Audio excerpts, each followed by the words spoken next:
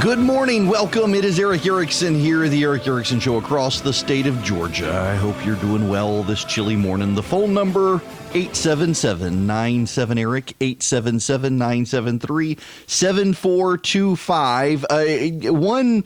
I got a public service announcement, if you will, from a listener in Rome, Georgia. And it is a worthy cause, and I want to make sure those of you who are listening in Rome know this. Toys for Tots in Rome could use some volunteers, and I suspect around the state, Toys for Tots could use some volunteers.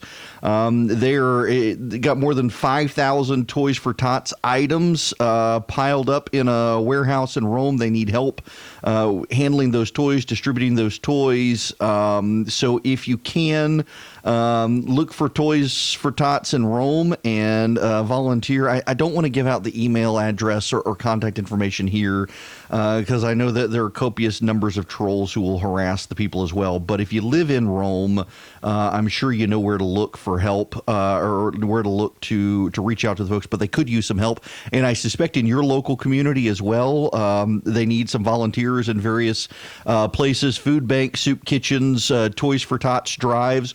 Also, just so you are aware, in Atlanta, if you know Clark Howard, the consumer affairs guy in Atlanta, he does a program with St. Vincent de Paul every year through local Walmarts, and they coordinate through the state to provide toys for every child in foster care in the state of Georgia. And they do a tremendous effort across the state, particularly in the metro Atlanta area, but in Walmarts across the state. They keep lists of kids who need toys, who want toys. Essentially what they do is they do lists of the kids in foster care, and those kids all write down a list of toys they would like for Christmas, and you can buy one or all the toys on the list. It's a great cause, and I thoroughly encourage you to do that. But in particular, who was it? I'm trying to find Randy. So Randy knows I got his email in Rome.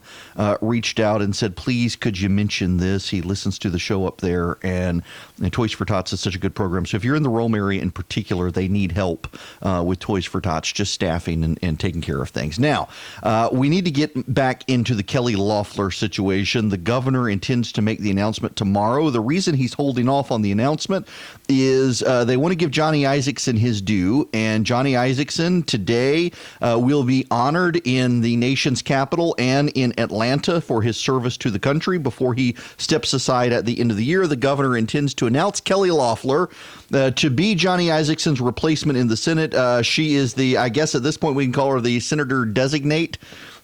She's not a senator-elect because she hadn't been elected, but she is going to be the designated appointed senator. She will be on the ballot in November of 2020. And then again in 2022, the way the Constitution works, the governor of the state gets to appoint her to serve until the next general election. The next general election will be in 2020, and that will be when the voters then get to affirm or deny her the ability to continue in service of that senator's seat. And if she continues in service to that senator's seat, she will continue until 2022, which is the end of Johnny Isaacson's term, at which time she'll be on the ballot again. And in 2022, Brian Kemp will also be on the ballot here in Georgia. And then she'll become her own senator. It'll be fully her seat. She will not be serving the unexpired term of a existing senator. Now, there's a three-card Monte shuffle. I assume you know what three-card Monte is, don't you? It's the card trickster's game where they shuffle the three cards rapidly, and you're supposed to pick the particular card, and oftentimes there's a sleight of hand where they remove the card. You can't find the card. It's hard to keep up with which of the cards, and there are three cards shuffling on the deck right now, and we need to keep track of those cards and keep things in their own lanes. There is absolutely 100 billion% a coordinated effort to push Brian Kemp to put Doug Collins in the Senate. It is coordinated. It is organized. They are dropping opposition research on Kelly Loeffler to rile up conservatives. They got Sean Hannity yesterday attacking Brian Kemp, calling him a biblical donkey on radio with the actual word as opposed to calling it a biblical donkey. And He's getting people to call Brian Kemp. He's got conservative activists fired up and concerned, and it is all designed to help Doug Collins. And I know Brian Kemp. I like Brian Kemp. I don't know him super well. We are friends. We interact fairly regularly. I have not brought up the Senate seat to him at all. But I know him well enough to know that when you call him a biblical donkey on radio and you demand that people start harassing him and start attacking him and bad-mouthing him, that is the number one way to ensure that he does not listen to you. He will dig in his heels, double down, and do what he intends to do, which is appoint Kelly Loeffler. That is a coordinated effort from Doug Collins. There is a coordinated effort to make Kelly Loeffler happen. That's the second lane. The Kemp folks are rallying their resources, and they're working hard to make sure she will be a competent candidate and out of the gate make no missteps, because they know that people will be piling on her between now and the end of the year. And then there is the third lane, and the third lane is conservative groups who are really concerned about Kelly Loeffler, and they really, really don't like her as a pick. And we got to be very careful here so that we don't confuse the coordinated effort with Collins with the effort of conservative groups to dissuade this. And I think the Kemp campaign, and frankly, I think I did a little bit need to apologize, conflate the two, and they are very distinct efforts here, and we need to make sure that they are kept in their lanes. There is a lot of concern out there, and I want to break this down for you. Conservative groups across the nation right now are rallying to try to stop Kelly Loeffler, and it's not going to work. And it's not going to work because, in part, I think that the Kemp team, that they made up their mind long ago, and two, it's been conflated with the Collins effort. I honestly, I think the effort to put Doug Collins in the Senate has done a disservice to Doug Collins. I think he has some friends who very much want to see him get this, and they've hurt him in the process without realizing it. I also think that it has hurt the conservative movement because a lot of the people who are pushing Doug Collins are echoing the talking points of conservative groups, and it makes it sound like they are the same groups, and they're not. There are some good conservative groups out there, Susan B. Anthony list, Concerned Women of America, March for Life, and others who are really concerned about Kelly Loeffler and the pro-life issue. And the conservative movement doesn't have any reason to trust Brian Kemp. I do. I live in Georgia. I know him. I trust him. They don't. And they've got a stake in this race because while it's a Senate seat, it is a United States Senate seat. It's not a Georgia Senate seat. Whoever sits in Johnny Isaac's chair is going to vote on judges for the entire federal judiciary, not just Georgia, the entirety of federal policy and law, not just Georgia, and a whole lot more. So when the Susan B. Anthony list, Concerned Women for America, March for Life, American Principles Project, all speak with one voice with the same concern, our reaction should not be to assume they're coordinating with Doug Collins. They're not. Their concerns are actually pretty legitimate, and their opposition's pretty notable. And again, I trust Brian Kemp to get this right, and I think you should trust in Georgia Brian Kemp to get this right. We know the man. The man has stood with us. He's taken lots of risks. He's bet big, and he's won all of them. But look at it from the perspective of conservative groups in D.C., where Johnny Isaacson is a fairly moderate senator, but he is pro-life, and he stood with them issue after issue after issue. These people see a business executive who's on the board of Grady Hospital in Atlanta, which has a history of performing abortions and being tied to an Emory clinic that trains abortionists.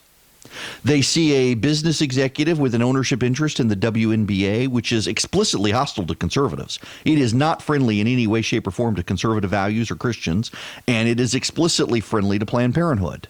It raises money for Planned Parenthood. It contributes profits to Planned Parenthood, which is where people go to kill children. They also see a business executive who's given lots of money to Democratic candidates over the years, including Hillary Clinton. And they also see a business executive who has wanted to be involved in politics for some time, at least going back to 2014, but has never bothered to make inroads with conservative social groups, socially conservative groups in D.C., even though she's wanted to be in Republican politics. Conservative groups in D.C., particularly the pro-life groups, they're actually pretty good experts at ferreting out the posers. They know the people who are going to lie to their face to them. In fact, I suspect a significant portion of the politicians who will be in hell are people who lied to pro-life groups and said they love Jesus and babies, but please don't ever make us vote on those issues. I actually have a friend of mine who now works for the Trump administration who used to work for a pro-life group who said she much preferred to go talk to Barbara Boxer in the Senate or Nancy Pelosi in the House or Zoe Lofgren or several of the others because she could go in knowing they fundamentally disagree on everything. And from that fundamental disagreement, maybe they could find common cause. But she particularly noted, like Saxby Chambliss when he was in the Senate and several others in the Senate, Republicans at the time, that she could go in and be patted on the head and they would talk about how they love Jesus and babies, but they never actually wanted to do anything for the pro-life cause.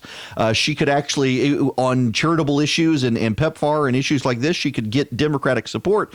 In a way, a lot of Republicans, they didn't even want to talk about it because she was in the pro-life movement. She was to be seen and not heard. And it very much made her mad. And there is concern that a lot of Republicans in Washington in particular do like to pat on the head pro-lifers because they need their votes, but please don't ever make them stand up for that issue. Now, therein lies the intersection on this issue for me, and it should be for you, and why I'm willing to give Brian Kemp the benefit of the doubt on this. Loeffler is Kemp's choice, and Kemp is a governor who replaced Nathan Deal. Nathan Deal, I have a great deal of respect for him and his education reform, but you will also recall Nathan Deal is the guy who said he would sign the Religious Freedom Restoration Act into law in Georgia. And the way they did it is they did it in a year when he was not on the ballot and all the Republicans in the legislature were. So the Republicans in the legislature could all vote for RFRA, and then Governor Deal could break his promise and actually veto the legislation he said he would sign. So all the Republicans in the legislature got to say, well, I voted for it too. That awful Nathan Deal, how dare he? We'll override his veto when we get back after the election. Just vote for us to get us back in office. And then they never did. And he could never be held accountable by the voters. He betrayed them. And then let's also not forget that he intervened to stop faith-based protections for religious adoption agencies. So if you're a faith-based adoption agency in Georgia, the legislature was considering legislation to prevent you from being harassed by secular atheist groups, and Governor Deal blocked that, used his leverage in the legislature to stop that. He loved Jesus and babies, but he never liked to actually advance the cause through legislation. Now, Kemp came in, and a lot of people were expecting the exact same thing with him, with Deal, that he would say he'd sign fetal heartbeat legislation. He would wait until the year after the election. They would all vote for it, and he would veto it, and no one could hold him accountable. But in fact, he personally intervened and picked up votes to make sure that the fetal heartbeat legislation passed in a way that could get the votes to get through the legislature, and he could sign it. He also, you will recall, along with Jeff Duncan, intervened to hold Senate Republicans accountable for school choice legislation. They ultimately killed it, but Kemp got involved, got his hands dirty, and was willing to anger senators in the Georgia legislature over school choice legislation. He has also worked on regulatory reform to ensure, even though the legislature hasn't passed it, he's been able to protect faith-based adoption agencies in Georgia. He's put his money where his mouth is. He's put his votes and his policies where his mouth is. He's kept his word. And so I trust him. But I think he and Kelly Loeffler do need to do a little bit better. And the reason I say that is because he made everybody who is interested in the job apply for the Senate seat. And then, miracle of miracles, Kelly Loeffler files at the very last minute, on the very last day. They shut off registration, and suddenly there's buzz that it's going to be Loeffler. Sounds like the fix was in all along. It sounds like it was a done deal, and it sounds like there was no way to persuade him otherwise. There's been no effort since then to court social conservative groups at the national level. There's just been a trust us attitude. Well, I can trust the governor. I don't know Loeffler from Adam or Eve, but I can trust the governor, but these national groups can, and they do have a vested interest in this because it's going to be a United States Senate pick, not a Georgia Senate pick. Now, the governor and Kelly Loeffler, though, they do have to do something. It's very strategic what they have to do. They have to be mindful of it, and we should be mindful of it too. And we should discuss what they have to do when we come back. As both sides target Georgia for 2020, Erick gives you the news you need from a Georgia perspective.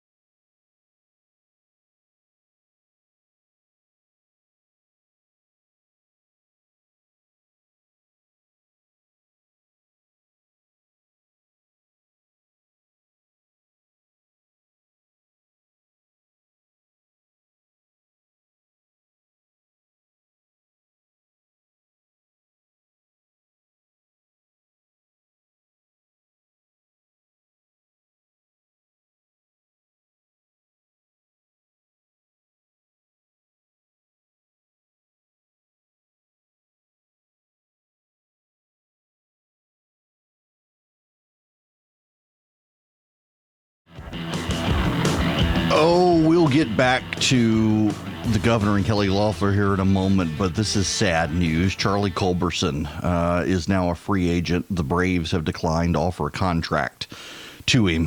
They think they can get somebody for better money. They think his performance, and statistically, his performance has declined, but man, he's a good guy. I think the Braves need to keep Culberson. I like him. I just like him personally. And the fans love him. He's a good guy, and the Braves need to keep him. But it's their money. They can do with it as they please. Now, let's get back to Kemp and Loeffler. They've got to stave off an attack from the right. And because if conservatives decide she's not one of them, then they could challenge her in November 2020. They could put up Doug Collins. They've got to do that. And so they need to start making real outreach to conservatives now. George in Houston, let's go to you right now. Welcome to the program. Hey, how you doing, Eric? Good. How are you? I'm very well. Hey, here's my thoughts. I don't think we're going to know, unfortunately, what her pro-life real thoughts are until, she actually has to vote on something. But I think we're going to know sooner whether she supports from there's two things. There's the Trump group and there's conservatives, and they sometimes cross over, but they're not always the same. On the Trump side of things, I don't know if she's going to support his economic agenda.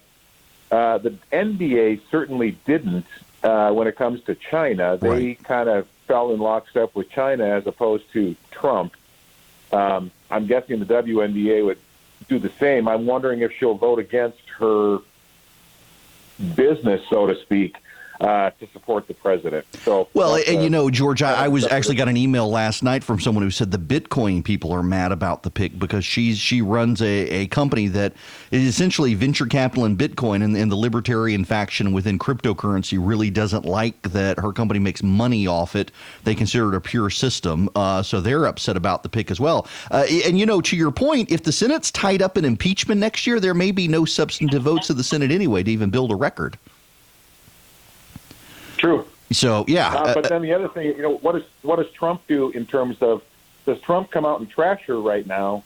I think Trump has to kind of stay quiet a little bit because he needs her vote. Right. Potentially. Well, yeah. And, as a matter of fact, and George, thanks very much for the phone call there. I was actually told by someone from the White House last night that the president himself is not involved in any of this, that he and Brian Kemp met. It was a cordial meeting, unlike what some of the press said about it, and that he's willing to let the governor make his pick, that he has assurances that Loeffler will stand with him and oppose impeachment and support his judges, and that's good enough for him, and that's probably going to be good enough for much of the base. But, we only need to look at Charlie Crist and David Dewhurst to understand what can happen when conservatives unite. Now, the National Republican Senatorial Committee and Mitch McConnell have said they're going to come out and fully support her. They will treat her as an incumbent. They will pour money into the 2020 race to make sure she gets elected. But Charlie Crist and David Dewhurst both had the NRSC and Mitch McConnell backing them. McConnell even sent some staff down to help Charlie Crist, and he got blown up by Marco Rubio. David Dewhurst got blown up by Ted Cruz because conservatives rallied and united. If conservatives were to rally and unite around a Doug Collins, they could potentially beat Kelly Loeffler. And she and Brian Kemp are smart enough to know that they've got to do some serious outreach to conservatives to get the conservatives on board. They're going to be very critical over the next few weeks that she does outreach. And, again, I'm trusting the Kemp team. I've got a handful of mutual friends with Kelly Loeffler. I don't know her at all, but I've got friends who say she's a devout Catholic, that she's pro-life, that she's a social conservative. But the conservative groups in D.C. are right. She's got zero paper trail. Zero paper trail. She doesn't have a single history of supporting pro-life causes or groups. She doesn't have a history of giving to conservative causes or groups. She's got a history of giving to Democrats, though. Giving to Mitt Romney doesn't count. And, normally you could say, well, trust but verify, but it's real hard to verify when the deal's already done. The governor is going to give the advantages of incumbency to someone that we can't verify. So it comes down to trust. And I trust Brian Kemp, but I also trust Marjorie Dennis Felser. I trust Penny Nance. I trust the March for Life. They've dedicated themselves to the pro-life cause. They have enough history to know when they're being played, and right now they feel like they're going to be played. So Kelly Loeffler's going to have to reach out and earn the trust from these women and from the conservative movement. And it's a trust I'm assured she'll be able to earn. And I'll support Brian Kemp, so I'll support his pick. But I trust him and not Kelly Loeffler. She's going to have to earn the trust from people. And if she can't earn the trust and she can't move quickly to do it, then conservatives are going to have to move quickly to contest her and put someone up against her in 2020. We don't need a Lisa Murkowski and we don't need a Susan Collins in Georgia. We can do better and more conservative. And if Loeffler offers us more conservatives, great. Nothing to worry about. Let's get behind her and rally. But if she's squishy or worse, well, then we can pick her off at the ballot box in November of 2020. I hope it won't come to that, though. We'll be back.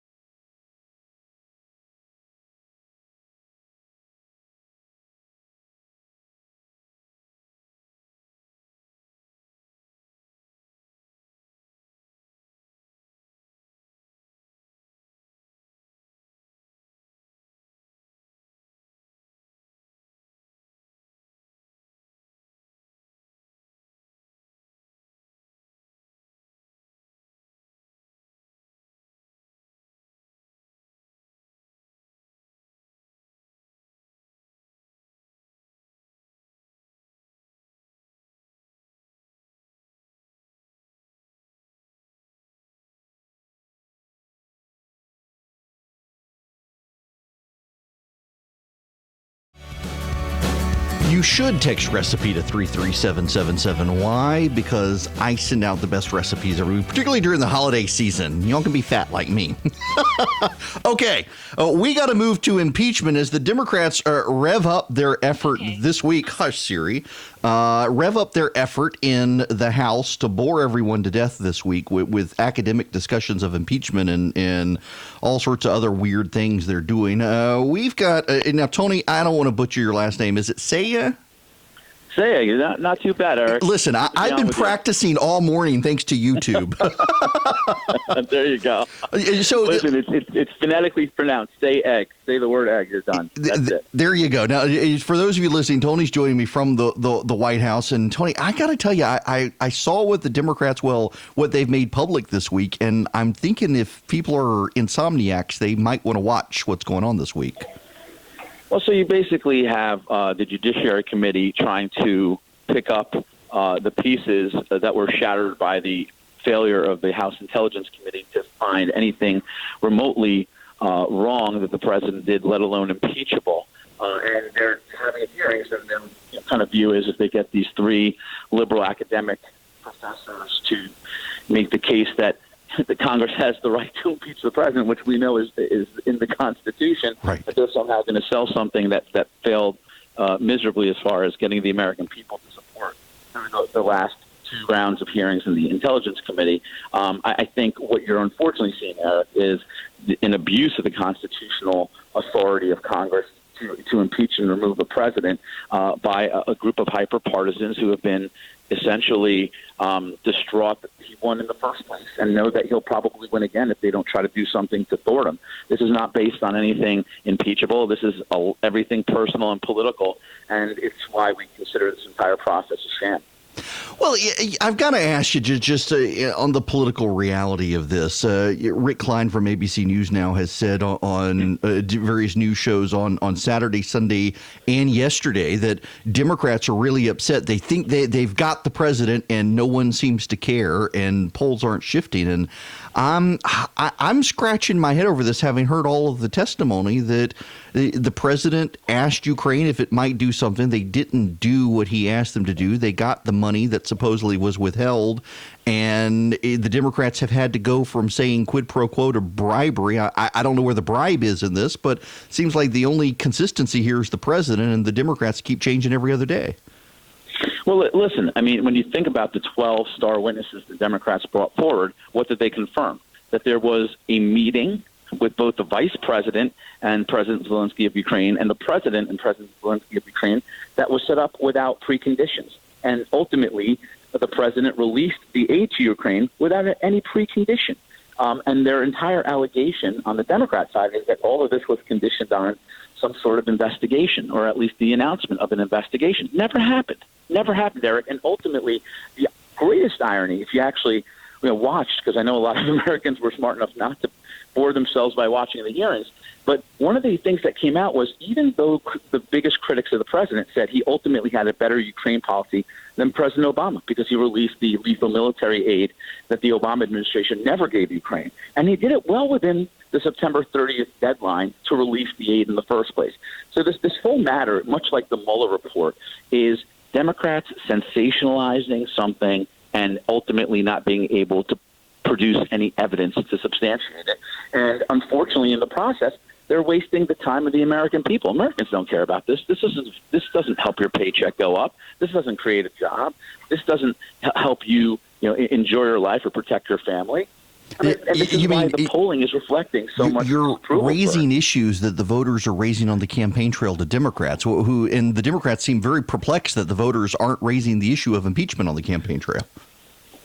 Well, it's a losing issue outside of a narrow Democrat primary. Listen, I also think, the voters know what they know. They've given this a look, and I think anybody objective realizes there's nothing impeachable here. And then they reflect on what's the most important, for them and their families, which is why the president continues to do his job. I mean, he's in Europe right now, and I think it is interesting to note that Jerry Nadler and Adam Schiff are producing an impeachment report that they're going to release tonight while the president's meeting with our NATO allies, that Jerry Nadler is conducting these hearings while our president's trying to meet with our most important strategic partners.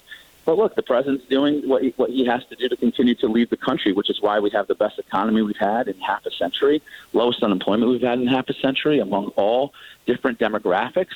And you have wages going up for the first time in over a decade. Right. And that's because you have a president focused on doing the job that the American people sent him to do. And you have a small group of Democrats, 231 of them, who are trying to literally contradict the will of the people, 63 million that voted for Donald Trump in 2016, and get in the way of an election that's happening in less than a year. Well, one last thing for you here, and I was thinking about this morning. There's a headline now that Apple has, in its maps of Ukraine, shifted Crimea to designate it as Russian territory. And I thought it was very interesting that the Democrats who are outraged at the president, who actually sent weapons assistance to Ukraine that Obama didn't, haven't really said anything about Apple doing this, and yet they're all outraged that the president's somehow undermining Ukraine. And here's an American company doing this, and the Democrats are totally silent. It just amplifies to me that this really is a political issue.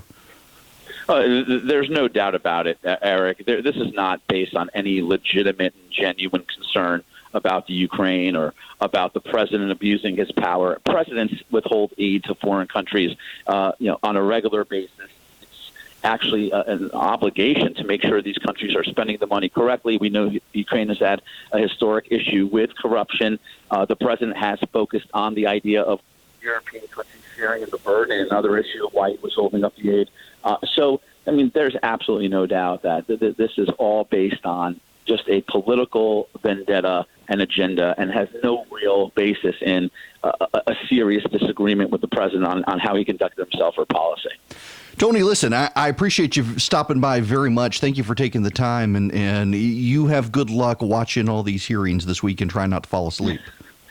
I appreciate it, Eric. Great to be with you and your listeners. Thanks very much. Tony Saya, he is with the White House Communications Office talking about impeachment. Listen, I do think it is relevant to this. If you haven't heard the news, Apple, and I'm totally within the cult of Apple. I've got my iPad here, my iPhone. I've got my Apple Watch, which occasionally triggers during the show. I've got my Mac, iMac behind me, MacBook Pro in front of me, and Apple has decided to, on its Apple Maps program in Russia in particular, designate Crimea as Russian territory.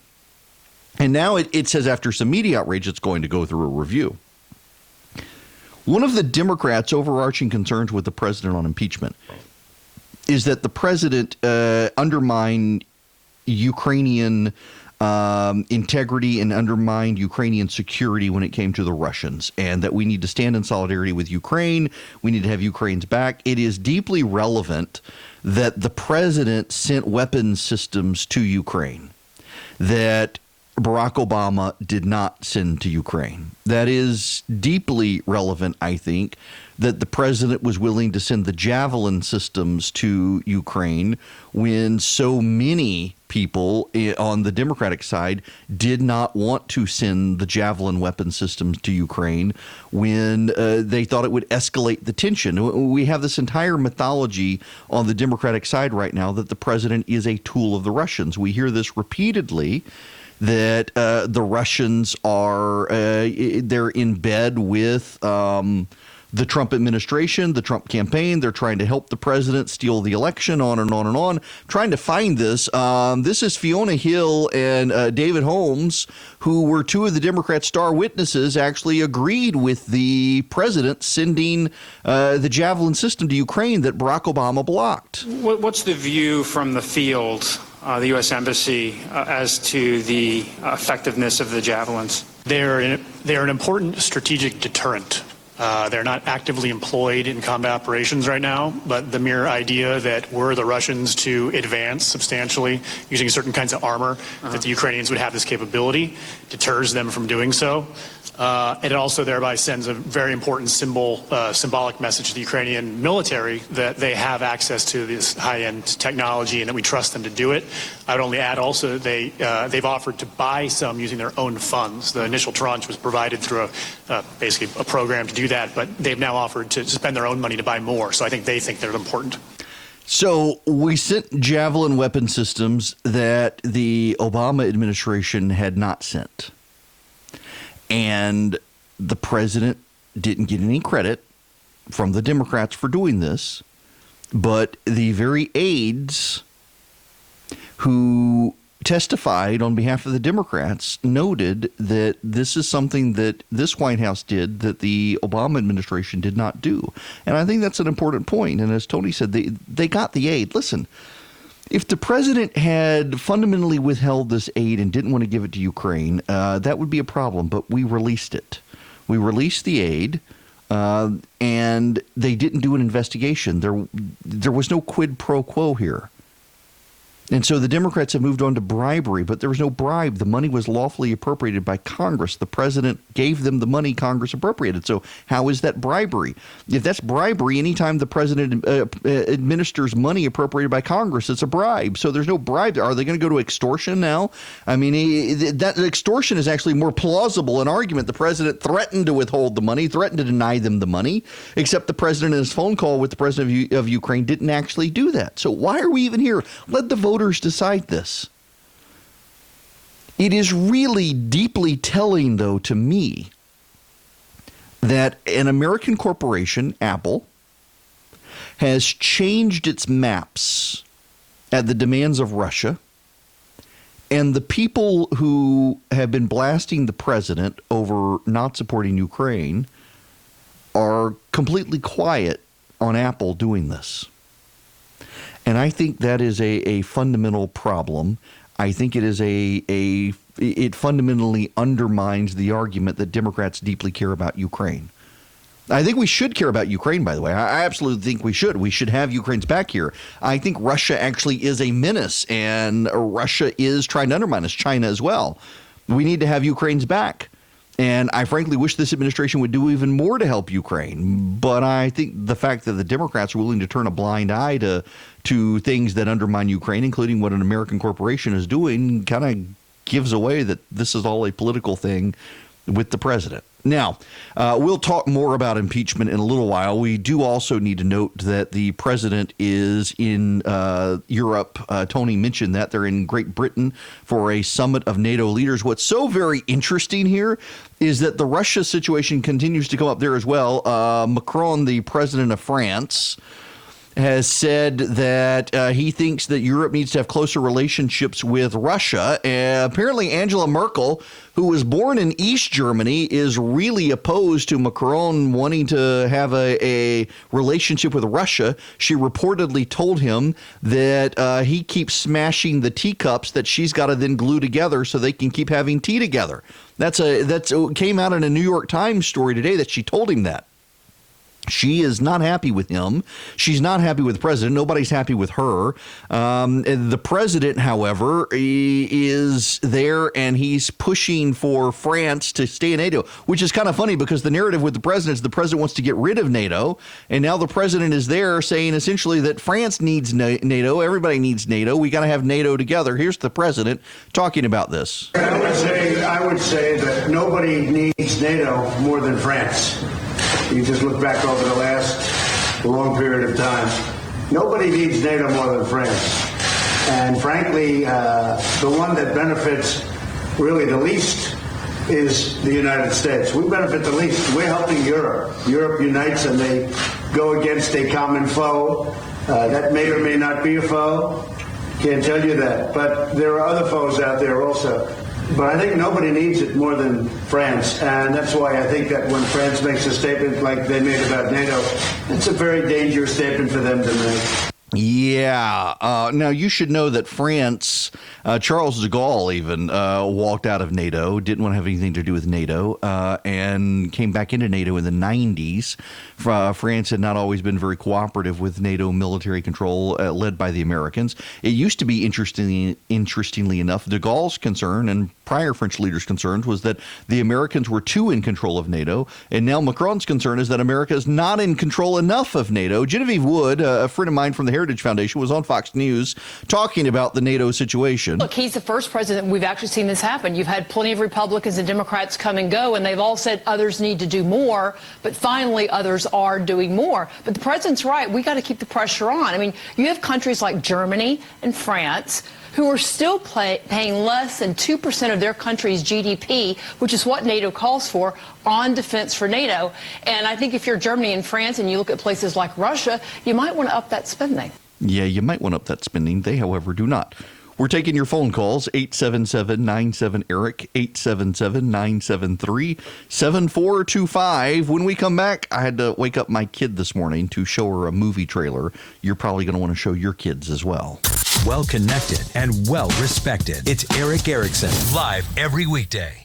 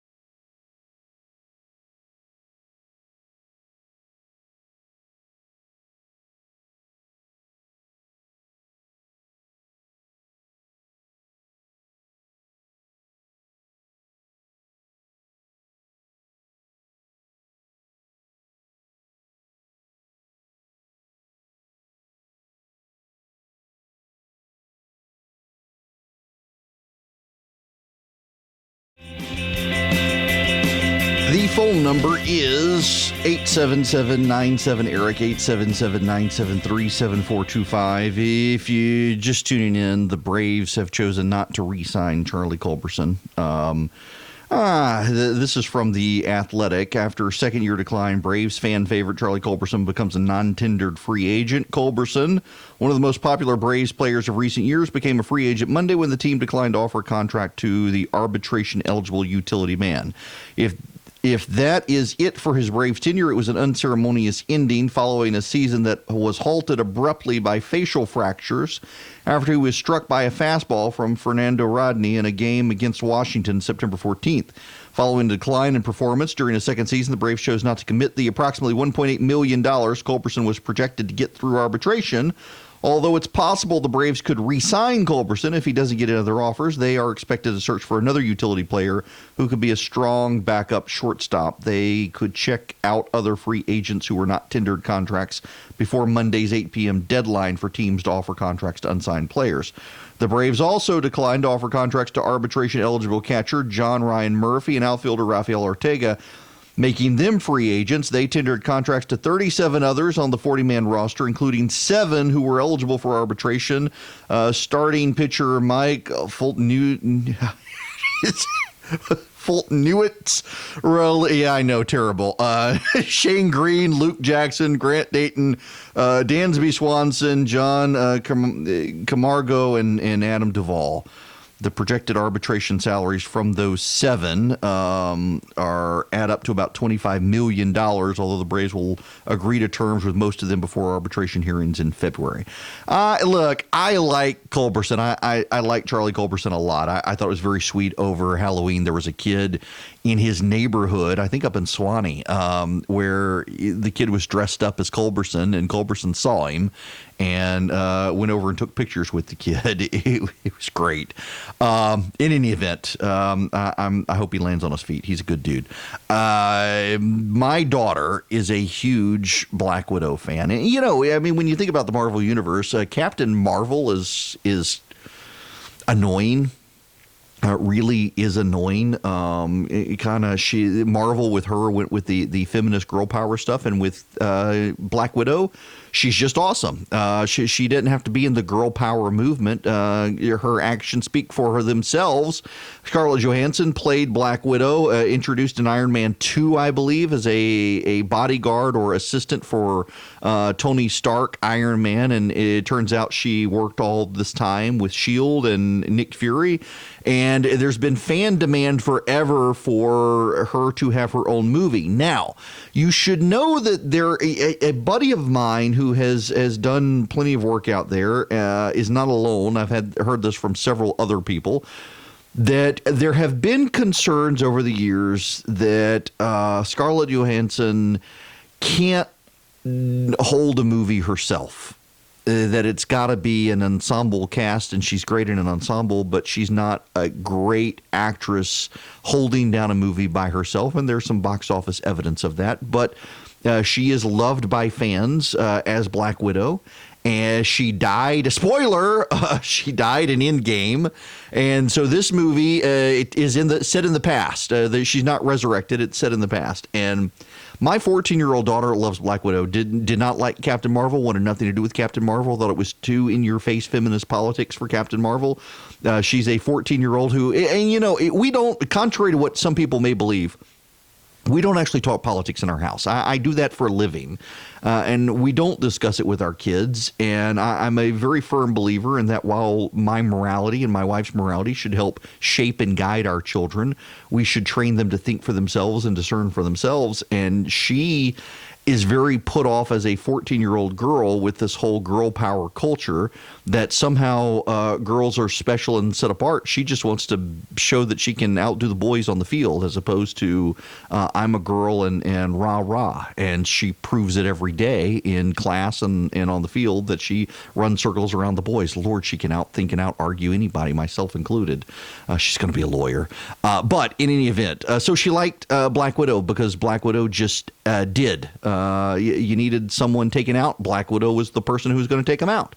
And everybody knew it. You didn't have to have a girl power rah-rah moment for her to do it. And so she gravitated towards Natasha Romanoff and the character. So the trailer is out this morning for the Black Widow. It's going to come out next year. I guess it'll be the first release after Endgame for Marvel, I think. And she was pretty stoked. I woke her up this morning. She overslept anyway, so I had to wake her up and showed her it. And she's very excited about Black Widow coming out and having a strong female superhero that is not in your face about feminism rah-rahness.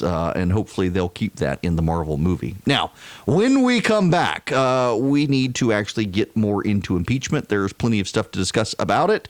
And also, my buddy Dan Darling from the Ethics and Religious Liberty Commission is going to come by and talk about his great new Christmas book, which if you're looking for one for Christmas, it's a great one to read. I want to talk to him about that.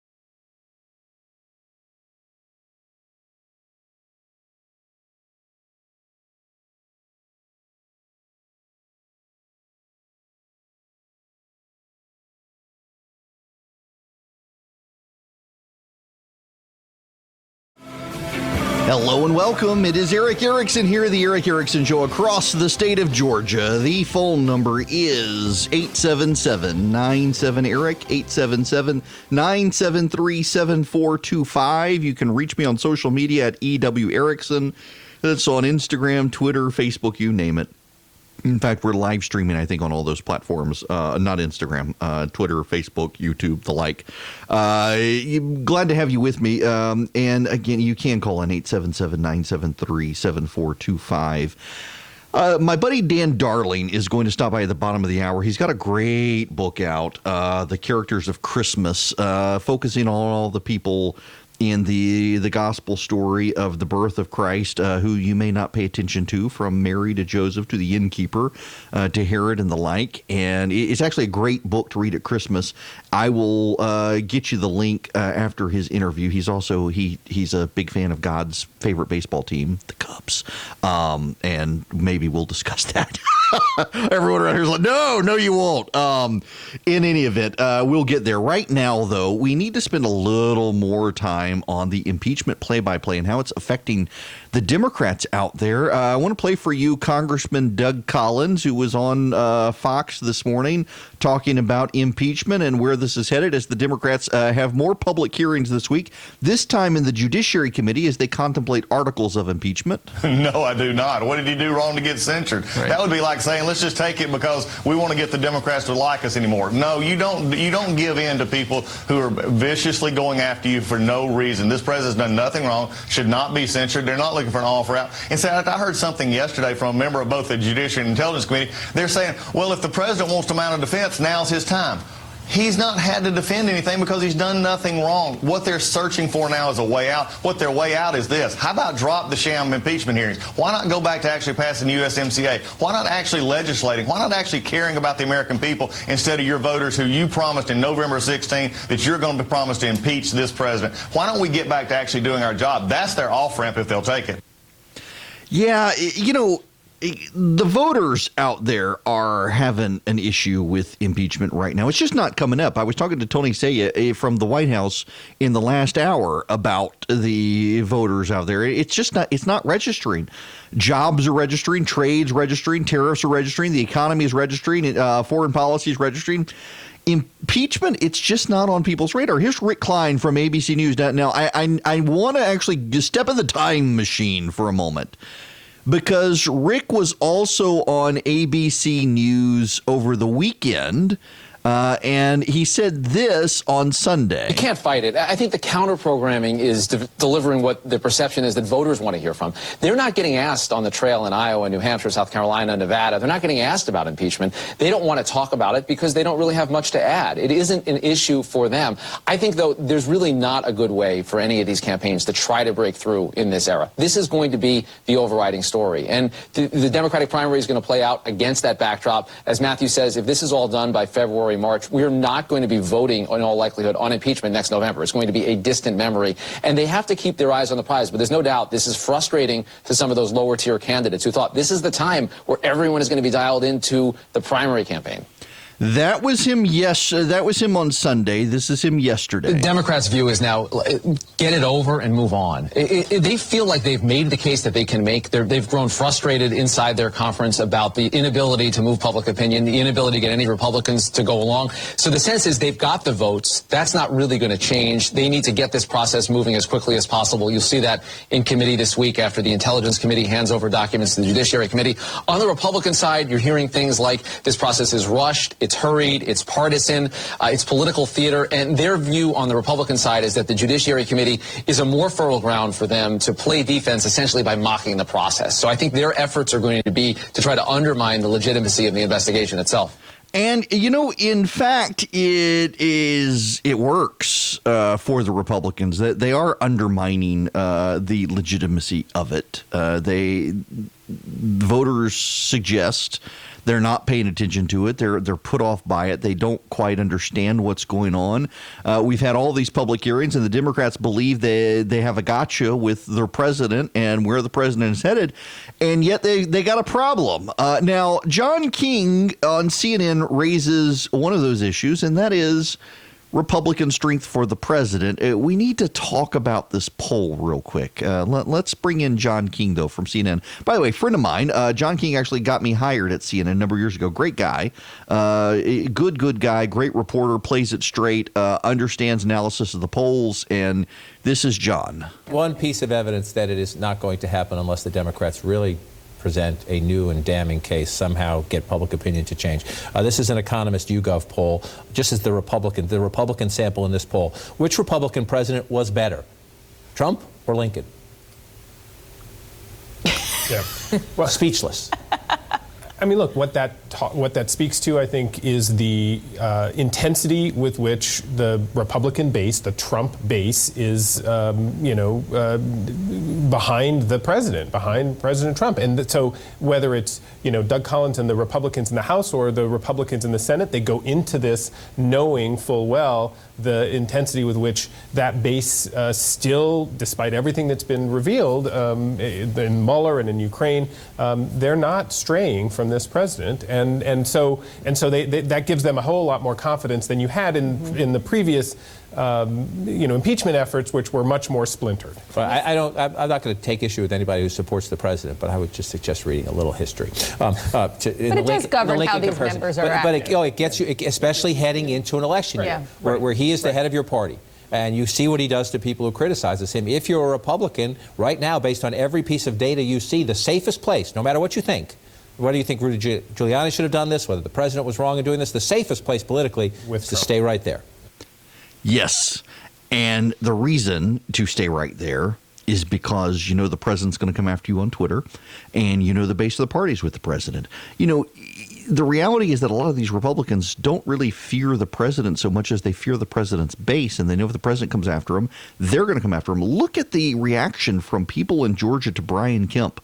The president himself has said nothing, but allies around the president, including Sean Hannity, have saber-rattled to make it sound like the president is opposed to Kelly Loeffler as Brian Kemp's pick, and a bunch of people who were sign waivers and door knockers and voters and volunteers and donors to Brian Kemp are suddenly savaging the guy because they want to line up with the president on this issue. They think that's where the president is. And frankly, I'm told by people in the White House that at this point the president's totally comfortable with Kelly Loeffler. But you would never know that from some of his outside supporters who are really pushing Doug Collins still. The president himself is expected to come out and say something nice about Kelly Loeffler. But they're lined up with the president on this. Now, I got to say something about this poll, though, because I've looked at the poll that 53% of Republicans say that the president is better than Abraham Lincoln. First of all, you got to consider there are people in the South who still to this day do not like Abraham Lincoln. But more importantly, I think when we hear polls like this, what we also need to understand is that there is a level of cynicism among Republicans. So Republican voters are being asked, who do you think is a better president, Trump or Lincoln? Well, the president right now is Donald Trump, and the pollster asking a question like that is probably a partisan hack, and the voters are cynical enough to throw it at them that they like Lincoln over Trump, or Trump over Lincoln. So in addition to a Southern dynamic of people who were raised to hate Abraham Lincoln, you've got a new generation of voters who are getting polled by pollsters who hate the pollsters and recognize that the pollsters are mostly partisan hacks asking these sorts of questions anyway. Legitimate pollsters don't ask these sorts of questions. Hack pollsters do. And you might as well play with the hack pollster. That's what's going on here. But be mindful of the underlying data point that John King and the others on his panel pick up is that there are a whole lot of voters out there on the Republican side who love Donald Trump, support Donald Trump, and will turn on any politician they think does not have Donald Trump's back.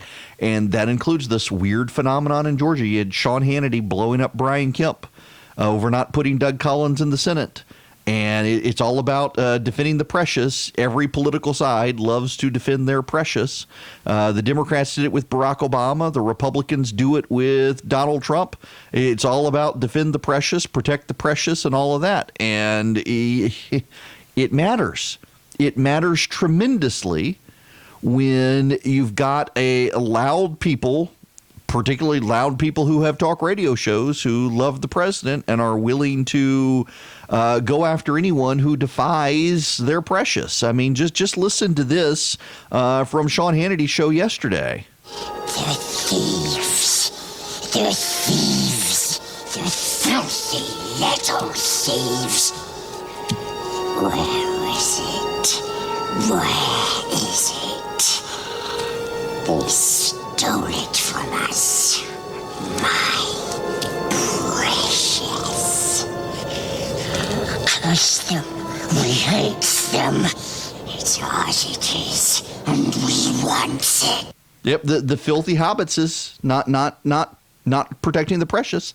They might have stolen the precious. You got to watch out. I mean, Brian Kemp's apparently a filthy hobbit now for going after the precious, and it's all because people are so devoted right now to protecting President Trump. And I get it from a political standpoint. I do. But I also think when you have a guy like Brian Kemp who has proven his ability to make good decisions, that we should give him the benefit of the doubt. Now, the president, for his part, he's blasting impeachment, rallying Republicans to his cause. Here he is.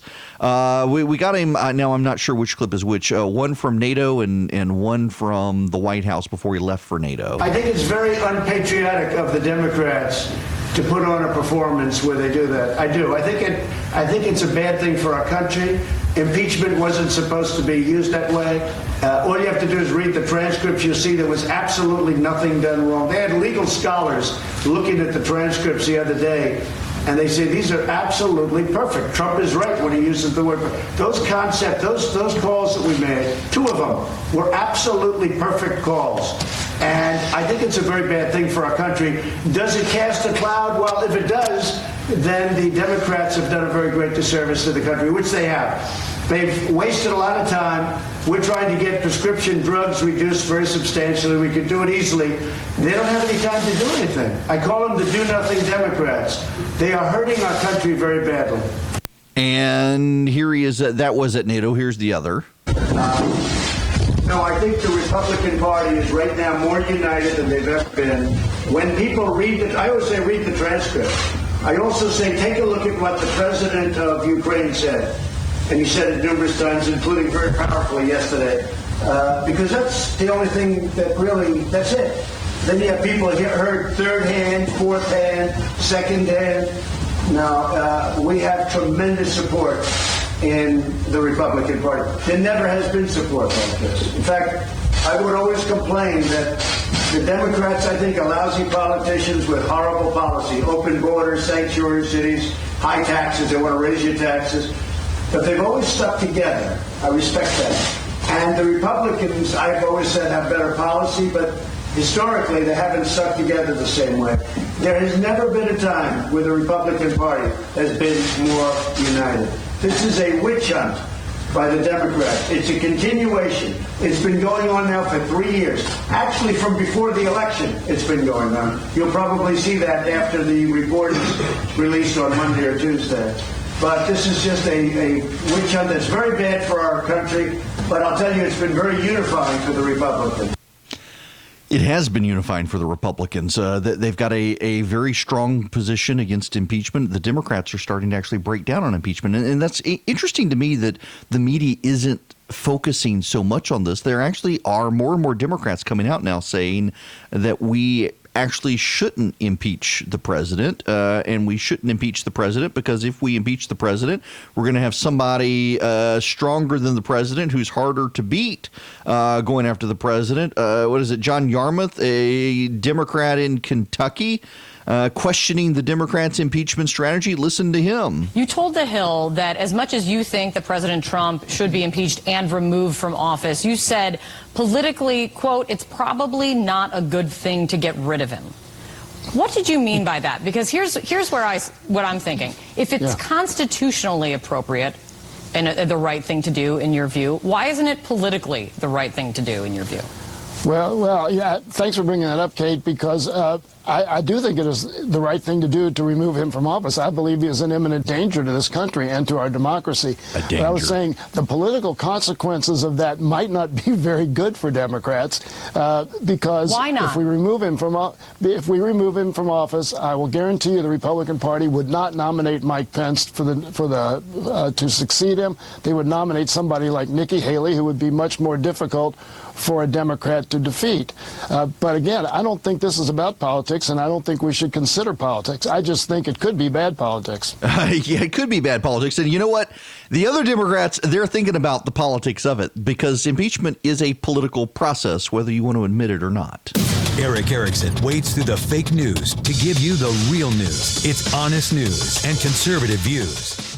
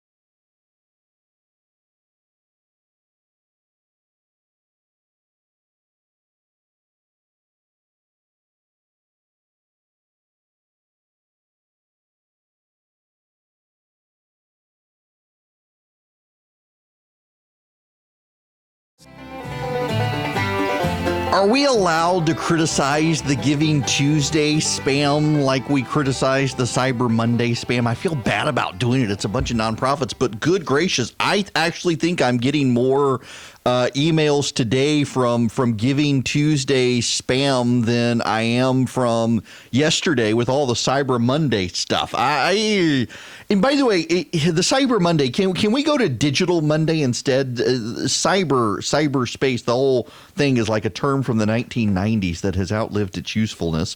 Nobody knows what cyber is anymore.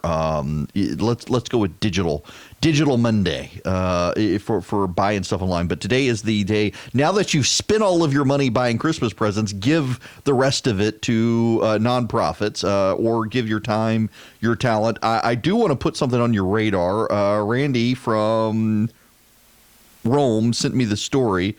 Yes, sir. This morning, actually, before the show, said, would you please mention it? He cares about this effort, the Greater Rome Toys for Tots program.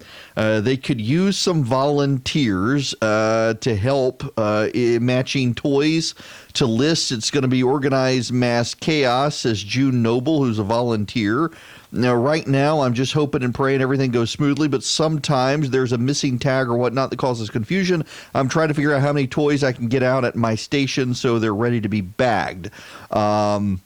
Volunteers are assigned to various booths or stations that they help distribute toys in the Toys for Tots program. I don't want to give out the contact information for the lady who is in charge of the effort up in Rome. If you're in Rome, though, easy to find online. The Toys for Tots program in Rome, Georgia, needs some volunteers to help. But I would say it's not just Rome. Everywhere, if you got a Toys for Tots program, I know there's one in Athens. The Atlanta area, Middle Georgia has several, Warren Robins, Macon, and the like. Toys for Tots always needs volunteers. Local food banks and soup kitchens very much need volunteers at this time of year. There's a lot of cooking to be done. And I would just encourage you, if you don't have money to give or you don't want to give money, give your time, give your talent to some of these great causes around the state. Clark Howard from Atlanta on WSB Radio there has a national show. He spends a lot of time working with St. Vincent de Paul throughout the state of Georgia, buying presents for kids in foster care so that every child in foster care has a toy for Christmas. You can help with that as well if you want. Go to your local Walmart. They have information on that. Just good causes around the state. Take some time to be charitable to your neighbors and your community. Scripture says, seek the welfare of the community in which you are in exile, and there you'll find your welfare, and that actually means your local area. Seek the welfare of the city in which you're in exile, I should say, not community. And that means your local area. And we so often get fixated on national politics that we forget about our local communities are in need. And so if you're in Rome, Toys for Tots needs volunteers. Elsewhere, I'm sure they need volunteers. Please reach out to some of your local nonprofits in your area and see if they need help. There are lots of kids in foster care and orphanages who need Christmas presents, and you could help there as well. Lots of ways to get involved this Christmas season in your local community and not just fixate on national politics. When we come back, my buddy Dan Darling is going to join us to talk about the characters at Christmas.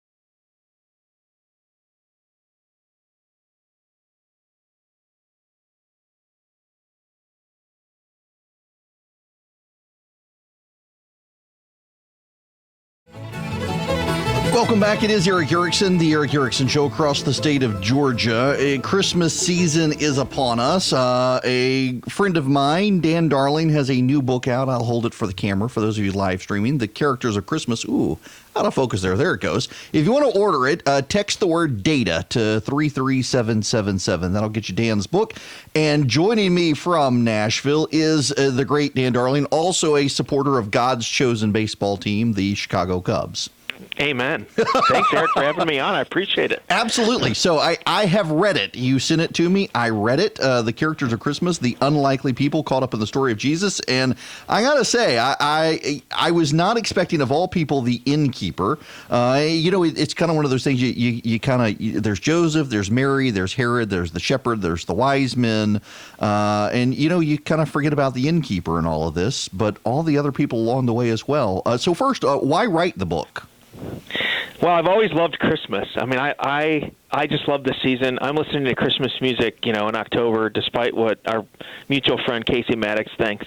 But I've always been intrigued by the people who are around our nativity sets, and who make up, adorn our Christmas cards. And Lord, each of these ordinary people, they've become sort of famous in 2,000 years since the birth of Christ. But we have to remember that in the first century, these were just ordinary people kind of living their lives who were swept up in the story of Jesus coming to earth. Well, and it's one of those surreal things you hear in sermons around this time of year, that the angels appear to shepherds. The shepherds were untrustworthy, unreliable people, and yet they're the ones who the angels appeared to. But it's not just the shepherds. There's this series of characters. My wife has a nativity set a friend gave her as a child, and she's been adding pieces to it over the years. And they're like a billion different characters in this nativity set now. None of them I recognize from the Bible, other than you got the shepherds and the wise men in there. You do have an innkeeper. Herod is not in there. But it really is that these are actual historical people who were involved, and yet there's also there's a reason why they're in the story. Yeah, each one of them, I think, points back to Jesus and fits in the timeline of salvation history. Like, there's no randomness in the way that God scripted the Christmas story. Although he used people that maybe you and I, if we were writing it, would not have used. We probably would have not chosen Nazareth as the place where this couple comes from, or Bethlehem where the baby is born. We probably would have announced it in Rome or in Jerusalem. We would have had a press conference and social media campaign. But the way that God announces the story is so just different from the way that we do things. And the people he uses in his kingdom are not the people we might have chosen. Yeah, so you mentioned the wise men. The name wise men, you write, is the term that has most stuck to these mysterious magi from the east, and perhaps it's just as well, for their wisdom was not in their own intellect on their knowledge of the stars, but in their willingness to know where the true source of wisdom is. It wasn't they knew in their own Eastern religions. It wasn't they discovered in Jerusalem where they thought the king of the Jews should be. It wasn't even among the religious leaders who should have joined them in their quest to find Jesus. True wisdom, they realized, was at the feet of Jesus. And it is this mysterious story of these people who come from the East, and all sorts of speculation as to who they are, and they wind up not Jews in the story coming to worship the king. Well, yeah, and they're very commendable for a number of reasons.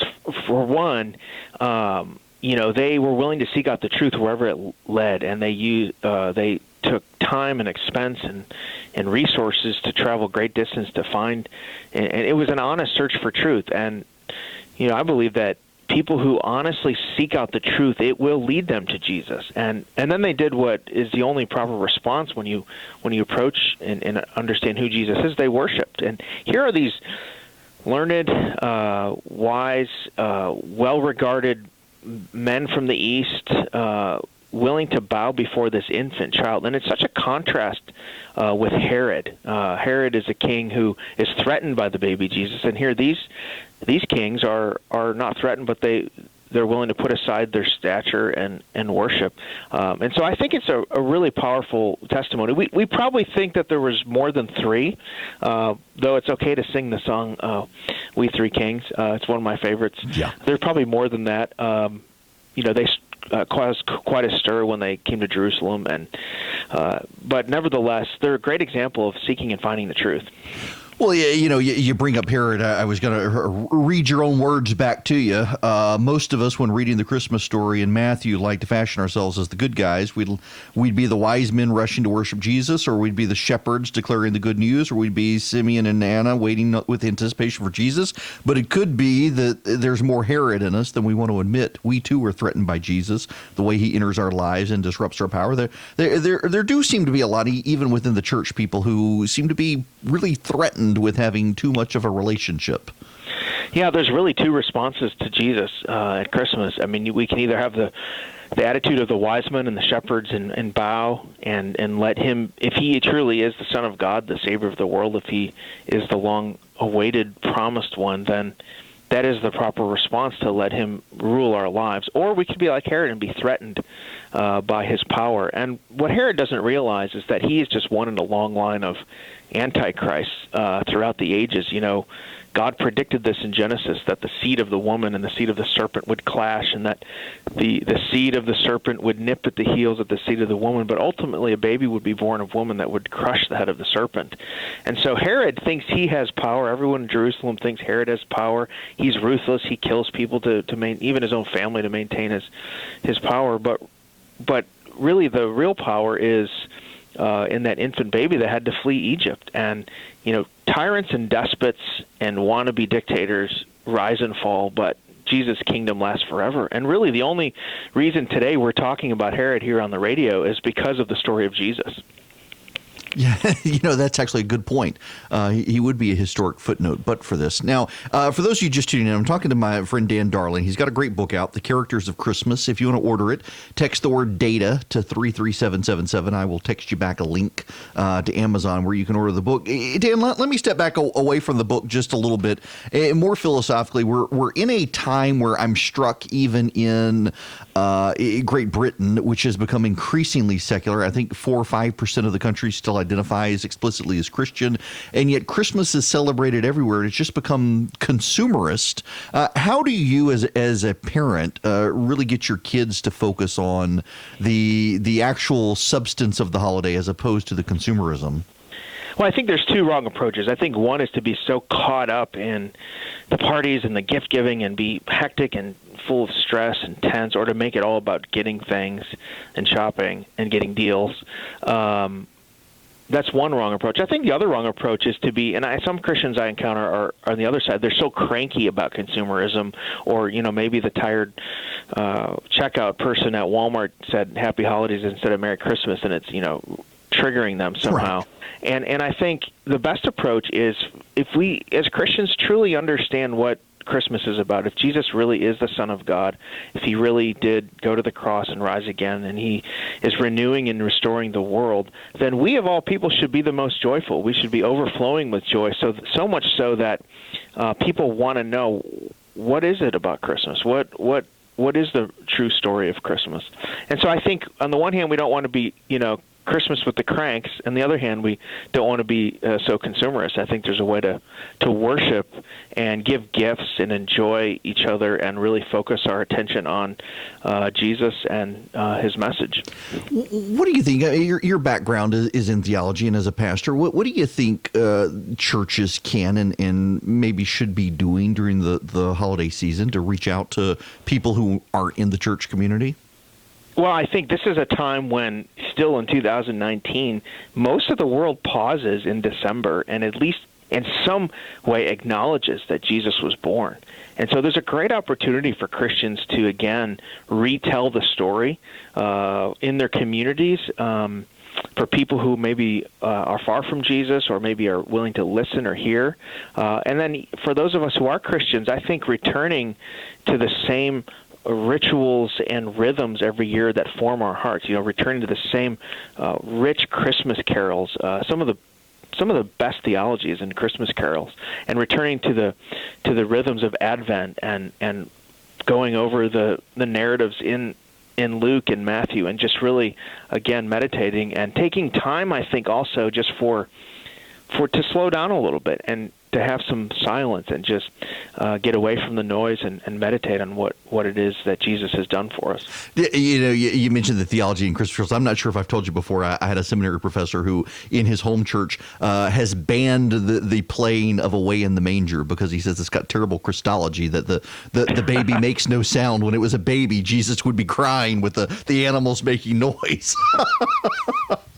That's funny. Well, I think one of the funniest carols too is a Little Drummer Boy, which if you're married and you're trying to give birth, really the last thing you want is some kid coming in there banging on drums. Yes, very much so. Speaking of, what is your favorite Christmas carol? Well, it's hard to pick, but I love Hark the Herald Angels Sing, written by Charles Wesley, because the theology is so rich. But I've yet to hear a rendition of O Holy Night that didn't just move me. Mm-hmm. I like, Come the Long Expected Jesus. It really captures sort of the longing and the people's hearts, the darkness of the world, the brokenness of the world in which Jesus entered. So it's hard to choose, but those are at the top of my list, I think. All right, listen, I'm with you on O Holy Night. I was telling a mutual friend of ours yesterday that I could listen to O Come, Emmanuel, and O Holy Night on repeat the entire year and not be disappointed. Yes, absolutely. And I mean, they're just great. And there's some good new modern stuff that's being written too. Christmas is such a multifaceted diamond that it has really inspired some of the best art and music and literature that we have. Well, you mentioned the modern stuff. Your boss turned me on to Andrew Peterson a couple of years ago, and I've just become this huge fan of his and this Behold the Lamb of God album he just came out with. Yeah, I love Andrew Peterson's work. I mean, and if you ever have a chance to go live to the Behold the Lamb of God show, it's just spectacular as he kind of walks through lyrically the story. And he's got such a gift of, hymn writers and songwriters that have a gift of just capturing the emotions of the moment and weaving in that theology are really a gift to the church, I think. Yeah, I think they are. All right, Dan, I won't keep you any longer, but I appreciate you and appreciate this book. I really did enjoy reading it. I don't like to have people on whose books I haven't read. Occasionally I have to. This one, I made sure I read it before I had you on, and I really enjoyed it. Well, thanks for having me, Eric. I appreciate it, and keep rooting for the Cubs, man. Absolutely. Dan Darling with the Ethics Religious Liberty Commission in Nashville with the Southern Baptist Convention.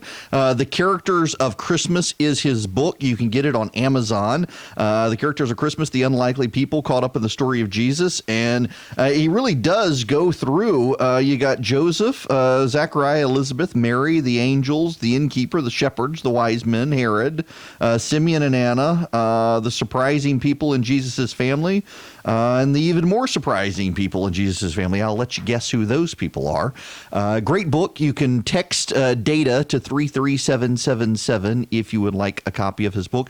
That reminds me, I got, it's kind of funny. Christy and I were having this conversation the other day, and I also got a text. Where is it? Let me give credit to who? Devotional.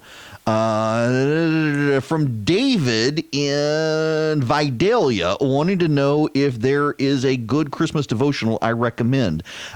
Sinclair Ferguson actually has a fantastic devotional. Let me get on Amazon right here. Yeah, I know. This is so unprofessional of me. Sinclair Ferguson has a Christmas devotional. And it, too, if you want a good Christmas devotional, is a great one. I did it, read it several years ago, and now I passed it off to my wife because she was asking for a devotional. It's called Love Came Down at Christmas, Daily Readings for Advent by Sinclair Ferguson. Actually came out 2 years ago. It is a great one. By Sinclair Ferguson, Love Came Down at Christmas. And then if you want Dan's book, The Characters of Christmas, text data to 33777. I'll send you an Amazon link. It supports the show by ordering through Amazon. They give a little referral discount to us. And it's a good book. If you want one to read with your kids for Christmas, highly recommend it. We are in that season. Well connected and well respected. It's Erick Erickson, live every weekday.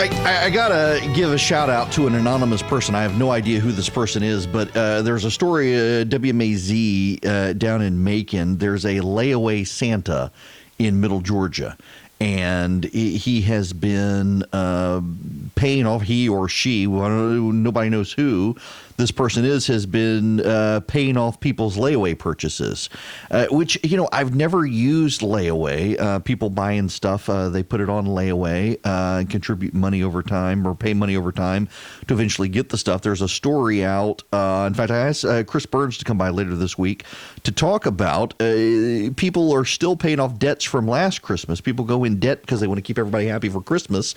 And this person is going around Middle Georgia and just paying off everything on layaway for people and having the stores call and get people to come. Nobody knows who it is. And you hear these stories out all over the place. This one being in Middle Georgia is a good one to highlight.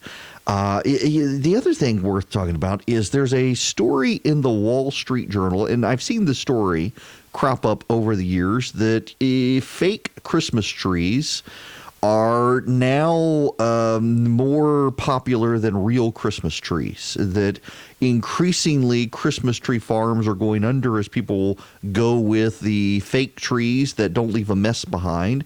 And I'm really torn on that because we've got a fake one. In fact, we got a giant fake one, and a piece is missing from this tree, and it leans about 15 degrees. It's like the Leaning Tower of Pisa Christmas tree. And it didn't the first year, and clearly I have misplaced a piece that goes on one of the attachments. It's a giant tree, and I like it. It's pre-lit, all that sort of stuff. The elf on the shelf has not yet spent his summer dismantling my Christmas tree lights. But I have to do it because at some point late in life, I have become allergic to evergreen trees. Cedar, cypress, pine, I am completely allergic to them now. I can breathe them. The fragrance doesn't bother me, but if I touch them, like we've got juniper trees in our front yard, juniper bushes, and I was out hanging Christmas lights and had hives all over. Got into the cedar trees behind our house to get a ball out recently, and if I rub up against them, if the sap gets on me, I just break out into rashes head to toe and have to take Benadryl because I start having breathing problems. It's the most bizarre thing. I never had this problem as a kid. Used to climb up in the pine trees as a kid. We always went out to my grandfather's farm and cut down a Christmas tree every year. It was only in my late 20s, early 30s where I started having a problem. So now we got a fake tree. I'm sure you really want to know all that. So I get the desire of a fake tree, but man, a real tree, there's just something beautiful about a real tree. Although I don't know that I would get one until towards the end of Christmas, go out to a farm and cut one down so that it's not completely dried out and burns your house down. I just have this perpetual fear of the house catching on fire.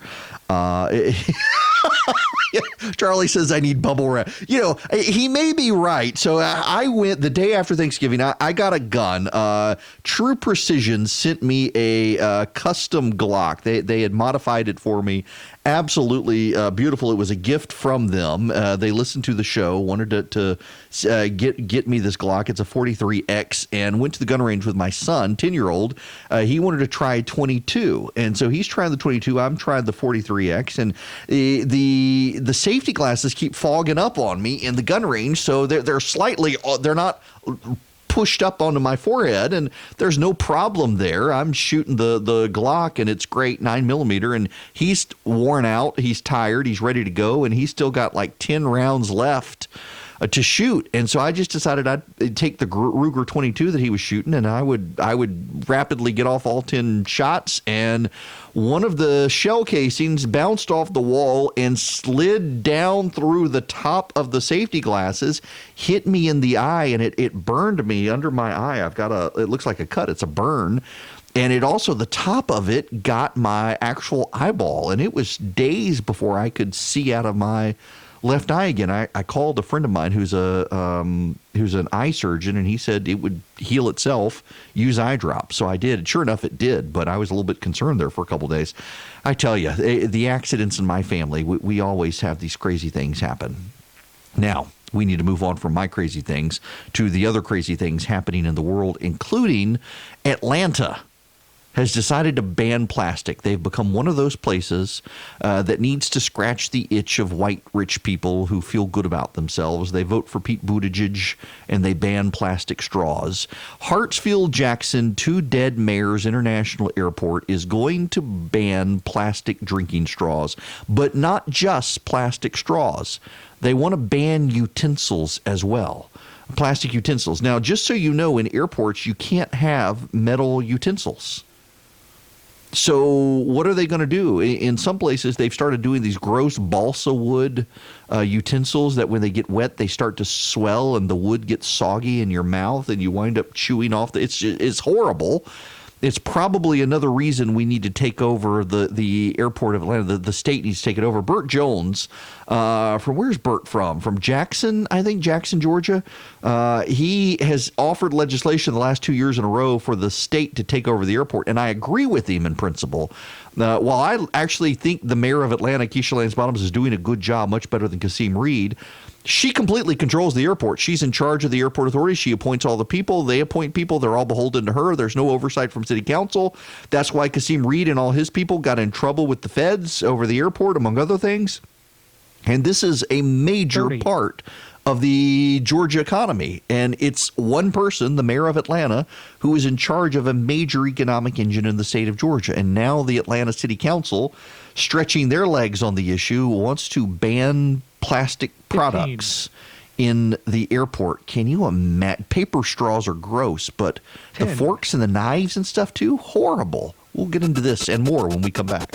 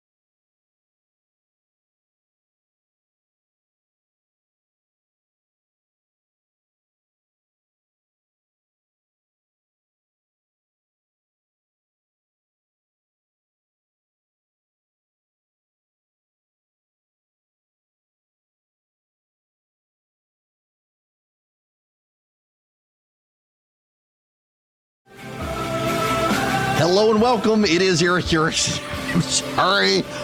I'm chuckling about something, and it's cruel and mean, and I should not be starting this hour by having even read it's so bad.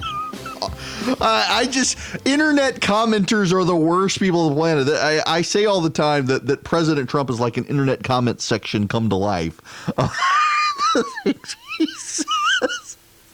I guess I should explain. But first, the phone number, 877-97-ERIC, 877-973-7425 is the number. We'll take your phone calls if you want. We had a couple people call this morning reacting to Kelly Loeffler as the Senate pick. Brian can't be blown up by Sean Hannity and others for picking Loeffler. He's going to make the announcement tomorrow. Today is a day to honor Johnny Isakson. If you want to weigh in on Kelly Loeffler, 877-973-7425. Y'all are going to have to forgive me, but I might as well let you know. I'm laughing. Gallows humor laugh here.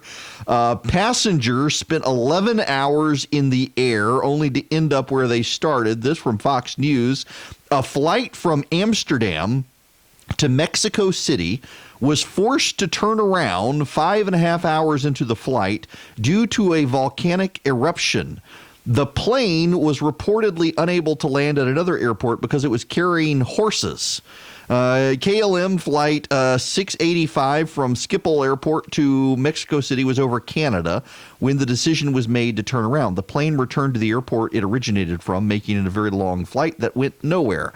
The plane couldn't land at the original destination because of volcanic activity in Mexico City.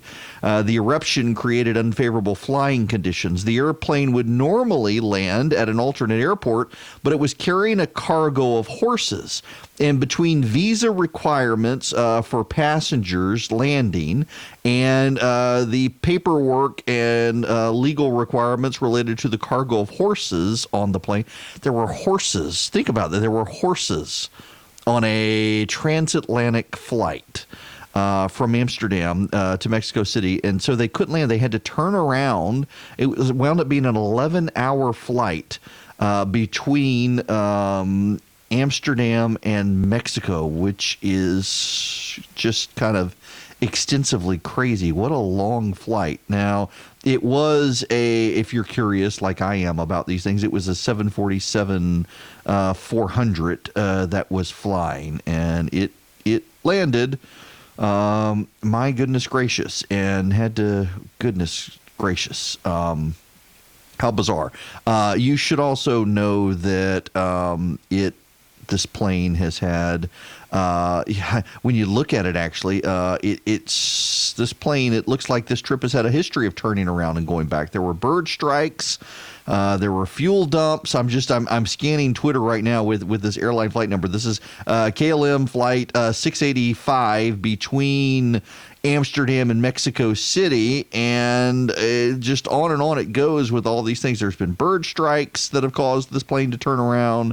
There's the horses. There's the volcano over the last year. It's been an eventful flight. Interesting. But, okay, so now why I'm laughing. Internet commenters are terrible. Someone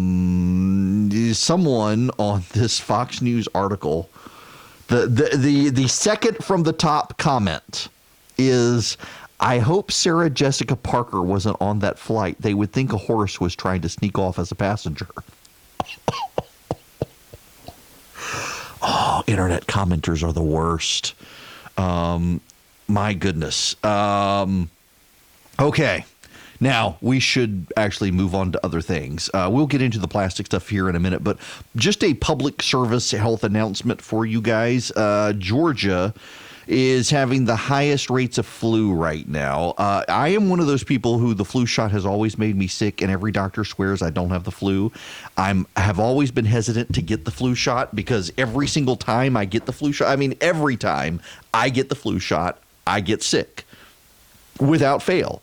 And every doctor has always told me it is always a coincidence. You don't get the flu from the flu shot. And I'm sorry, but after I am 44 And after maybe 35 years of getting the flu shot, I get the flu. Well, not that many years, maybe 20 years of getting the flu shot. I get sick. It may not be the flu, but I feel terrible for 2 days after I get the flu shot, without fail, every time I get the flu shot. And I'm not talking about my arm hurting. Everybody's arm hurts after the flu shot. I'm telling you that I don't feel good for 2 days after I get the flu shot. And now my 10-year-old son is the exact same way. When he gets the flu shot, we have to plan on getting it to him on a Friday, because if we give it to him on Saturday, he's probably going to miss Monday at school. It takes him about 2 days to not feel bad after getting the flu shot. And I'm sorry, all you doctors who are listening right now telling me it's psychosomatic or whatever, after 20 years of this, I have just come to expect that if I get the flu shot, I'm going to spend a day in bed at minimum. And I've had doctors tell me that actually it takes 2 weeks for the flu to circulate. So what probably happened is you encountered someone with the flu, and then you got the flu shot, and it amplified it amplified what you got, or you got a mild case of the flu from someone, because the flu shot doesn't prevent all flus. I'm raising all of this because the Centers for Disease Control has released its latest report on the flu activity, and it found that Georgia is the worst state right now for the flu. Alabama, Georgia, Louisiana, Mississippi, Texas, and Puerto Rico all saw the highest levels of flu activity in the past week. The flu season has started early.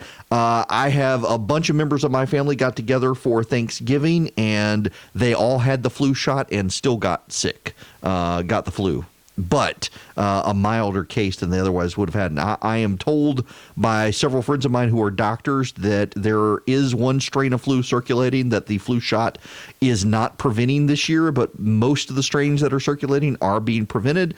The good news is that if you get the flu shot and you get the strain that's not in the shot, you're going to have a milder case, from the doctor that I was talking to. And I've seen other doctors reporting on this as well. The main thing you need to know is that the flu this year is actually really, really bad. It's not just that it's widespread, it's that the intensity of symptoms of the flu this year are pretty terrible. So I really recommend you get the flu shot.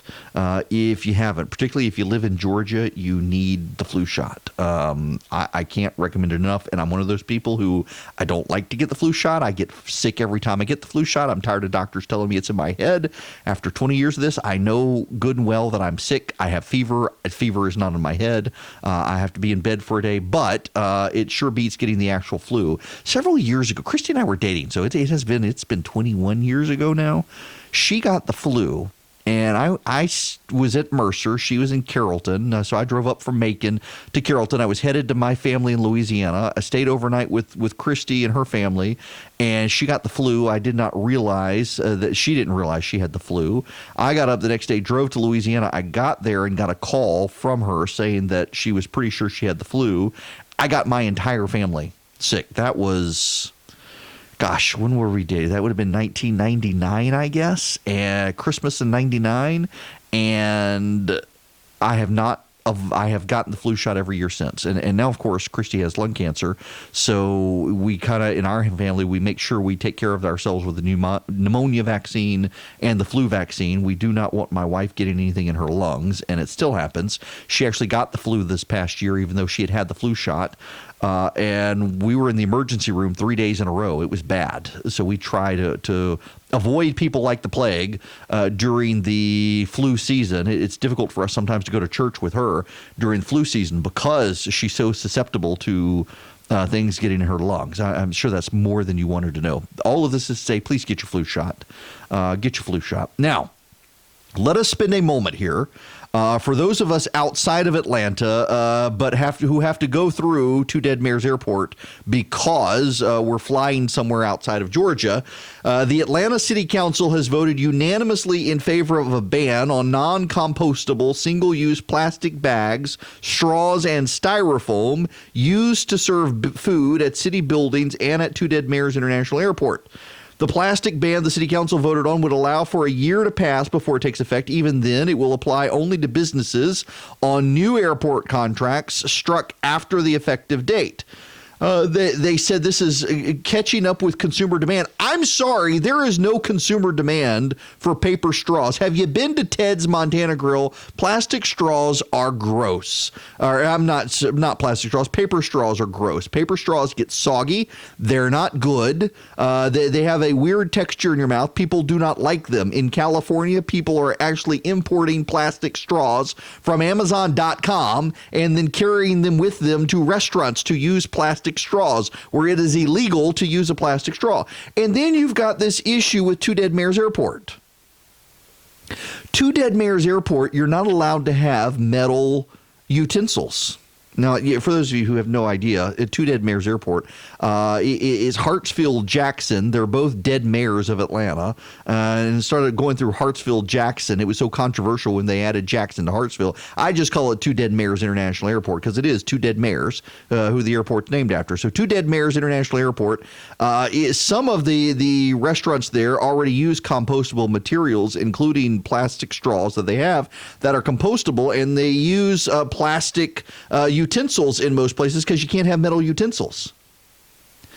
Now, interestingly enough, this does not apply to in-flight service or to Delta Airlines facilities. Delta has been working on its own program, but man, I think this is another real good way to make an argument that we need to take over the Atlanta airport. The Georgia Chemistry Council voiced its opposition to the proposed ordinance, saying alternatives to plastic create problems. Now, there are no composting facilities in the city of Atlanta to accept compostable material. The airport has been working on a project to build a composting and recycling facility, but there are all sorts of other problems there as well. Take what's happening in Augusta. I got a story in my stack of stuff. Where is it? Right here. From the Augusta Chronicle, the city of Augusta is thinking of ending curbside recycling. Curbside recycling has been going on in the city of Augusta since the 1990s. Keep Augusta Beautiful has a goal of increasing recycling and reducing contamination by 5% annually, but it's not making up for a steep decline in the market for recycled materials. You know, all of those horror stories you read about plastic islands floating in the sea, massive globs of plastic. What happens is that when we recycle our plastic and cardboard, most of that stuff gets shipped by boat to China, and along the way it falls overboard, and that's why there's so much plastic in the ocean. It's not because you and I are dumping stuff out. It's that it's falling overboard from these ships carrying recycled materials to China. And China is no longer accepting a lot of it. They've decided they don't want American trash in China. It's part of the trade war fallout. They don't want to accept it anymore. And cardboard itself has gotten so cheap that it's not economically feasible right now to recycle a bunch of cardboard. So Augusta is losing serious money. They can't keep raising taxes to cover a recycling program when nobody's doing it. But the other problem is they're separating their stuff out, their plastic and their bags and their cardboard and their glass. But they're not washing and scrubbing the stuff, and it's going into recycling, and a lot of the recyclers are rejecting it because it's not clean. I'm sorry, but if I'm told I got to recycle my plastic water bottle, I'm not going to scrub it clean when it's just had water in it. Or if I got a plate wrapper that has some food on it, I'm not. I'm sorry. You can tell me I'm a terrible human being. You know, one of these solutions proposed by a council member in Augusta is to pass a law forcing people in Augusta to clean and separate their stuff out. Put the plastic in one box, the paper in another, the actual trash in another, and compost all the food or go to jail, which is what in San Francisco, they've got compost police. Seriously, in San Francisco, they have trash cans for compost. And if you put food scraps in your regular trash and not in the compost bin, you get ticketed and potentially go to jail. And they have police who actually roam San Francisco trying to find food in trash cans, making it. I can't imagine in the South that something like that is going to go over very well. When you got police going around, it's bad enough we've got police in Doraville, Georgia, going around citing people for not stacking logs in their backyard for their fireplace properly. Did you know that? There's actually a big lawsuit in federal court with the city of Doraville, which is on the perimeter on the northeast side of Atlanta, where city bureaucrats have been going into people's backyards and citing them for ridiculous things like paint chipping off the back of their house that no one can see, or they've got logs stacked up for their fireplaces, and they're not stacked in stacks according to the city code that they should be. It's an entire revenue generating scheme by building inspectors and the like in Doraville, and they're being sued in federal court because Doraville gets an obscene amount of money from ticketing its residents and from people driving through Doraville. It's a fascinating lawsuit, and the libertarian faction, I forget the name of the group, is Independent something or other. They're actually pretty confident they may win in court over this because there is a Georgia law already that cities cannot generate certain amounts of revenue based on ticketing and stuff. And I mean, you've just got egregious cases there of one city inspector actually did go in someone's backyard, and the person had a pile of logs for their fireplace, and they were not stacked. They were just in a pile, and the city code requires that they be stacked and not in a pile. And they got a ticket. Well, the inspector went into someone's private backyard to look and see. They couldn't see it over a fence. They went into the backyard and found it, or maybe they flew a drone. I don't know. It was very bizarre. All the litigiousness. I hope they do win. That's a terrible case. Want to be on the show? Call Eric now at 877-97-ERIC. That's 877-973-7425.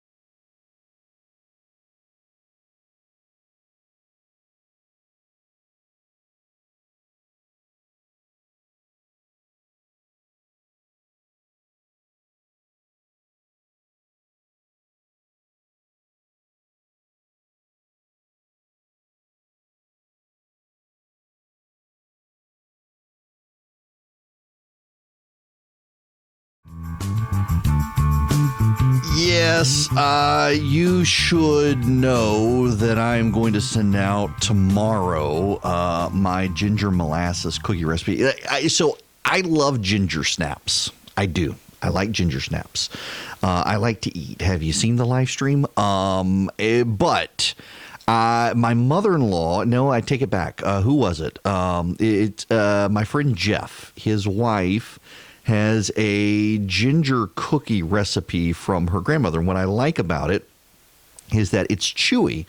You know, ginger snaps, they're very crumbly. They snap. And this is more of a chewy cookie. And I really like this recipe, and it's great for this time of year. I'll tell you, my daughter has taken over making these cookies. She likes them so much. They're ginger, molasses. I forget what else is in them, but she'll get the icing from the store, like the Duncan Hines or the Pillsbury icing, and she'll make cookie sandwiches with these ginger snaps, ginger molasses cookies for her friends at school. And she's the popular kid because she brings in the ginger cookies and the chocolate chip cookies that she makes. At 14, we've got her in the kitchen. Hey, I started young. She does too. If you want this recipe, and I'll continue to send out holiday recipes through the Christmas season, text the word recipe to 33777, and happy to get you taking these. I want to play for you. We got to get back into some politics here. We got Joe Biden out on the campaign trail, and his slogan is "No malarkey." No malarkey. And, well, CNN is afraid that young people don't know what malarkey is. Politics lead now for the kids out there. It's an old school, more polite way of saying BS. Former Vice President Joe Biden is on an 8-day, 18-county no malarkey tour across Iowa. The barnstorming comes as polls have Biden solidly in the lead nationally, but with Mayor Pete Buttigieg surging to the top in Iowa with just 63 days until the first votes in the race. Maddie, one Iowa voter told Politico she's afraid Biden is going to get the OK boomer treatment with an old school slogan such as no malarkey. He's already chasing a much younger Mayor Pete in Iowa. What do you think? Okay, so I'm a couple of years older than Pete Buttigieg. I had to Google what malarkey means, which I did in the ad break. You literally did not know what it meant? I mean, I've heard the word, but I don't know the exact meaning. And it refers, do you know the exact meaning? Nonsense? Yeah, nonsense, meaningless talk. And kind of, if that's Joe Biden and he goes with no malarkey, I mean, he's the king of meaningless talk and nonsense. Joe, listen, just full disclosure here, don't hate me for this. I find Joe Biden to be endearing. As a friend of mine once described him, he was raised by the wolves of the Senate. The wolves of the Senate. It's true. Joe Biden was raised by Chris Dodd and Ted Kennedy, who were notorious in the 80s for being womanizers to the point of groups and more than once was the orgy word mentioned relating to those two. And Joe Biden was raised by them in the Senate, except Joe Biden was married. He lost his wife very tragically in a car wreck, as well as a child. Remarried Jill Biden, who raised Joe's other children as her own, and they clearly had serious issues with the surviving children. And I suspect it had something to do with the trauma from the loss of their mom, Hunter and Bo, and I forget the daughter's name. But I've always found something endearing about Joe Biden. I disagree with him on politics. I think he's wrong on everything, but he is a nice guy. But man, he tells some stories out there on the campaign trail, and they're coming back to haunt him.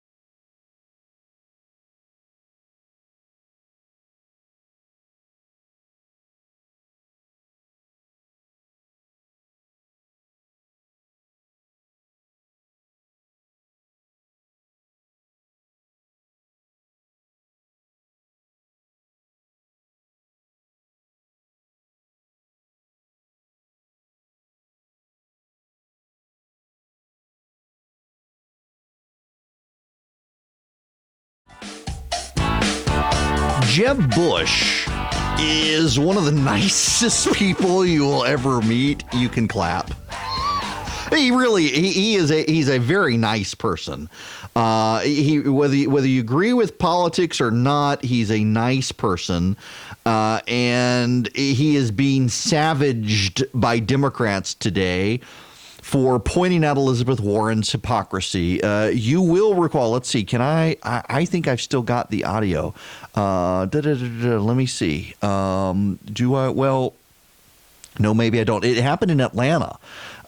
Elizabeth Warren was in Atlanta, and she was confronted by an activist for public schools about private school, and the woman said she didn't think that Warren could understand the problem because Warren had sent her son to a private school, and Elizabeth Warren said, no, actually, I sent my son to public school.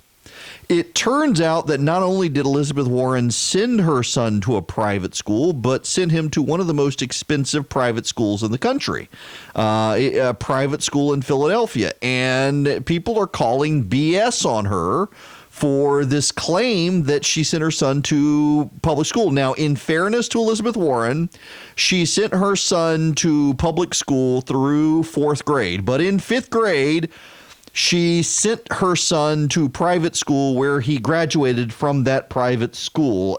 She says she's public school proud, but from 5th grade through 12th grade, her son was in private school. And the activist in Georgia is livid that she was lied to by Elizabeth Warren. Others are pointing this out. Jeb Bush is now pointing this out. He's got a tweet. Elizabeth Warren was so #public school proud that she sent her son to expensive private schools for the majority of his K through 12 education. And he links to a Reason magazine article online, and absolutely livid that the people are that he would do this. How dare he point out that Elizabeth Warren lied? You've got journalists out there savaging Jeb Bush. Here's the reality. If Donald Trump had said he sent his son to public school, the media would be having a fact-check field day.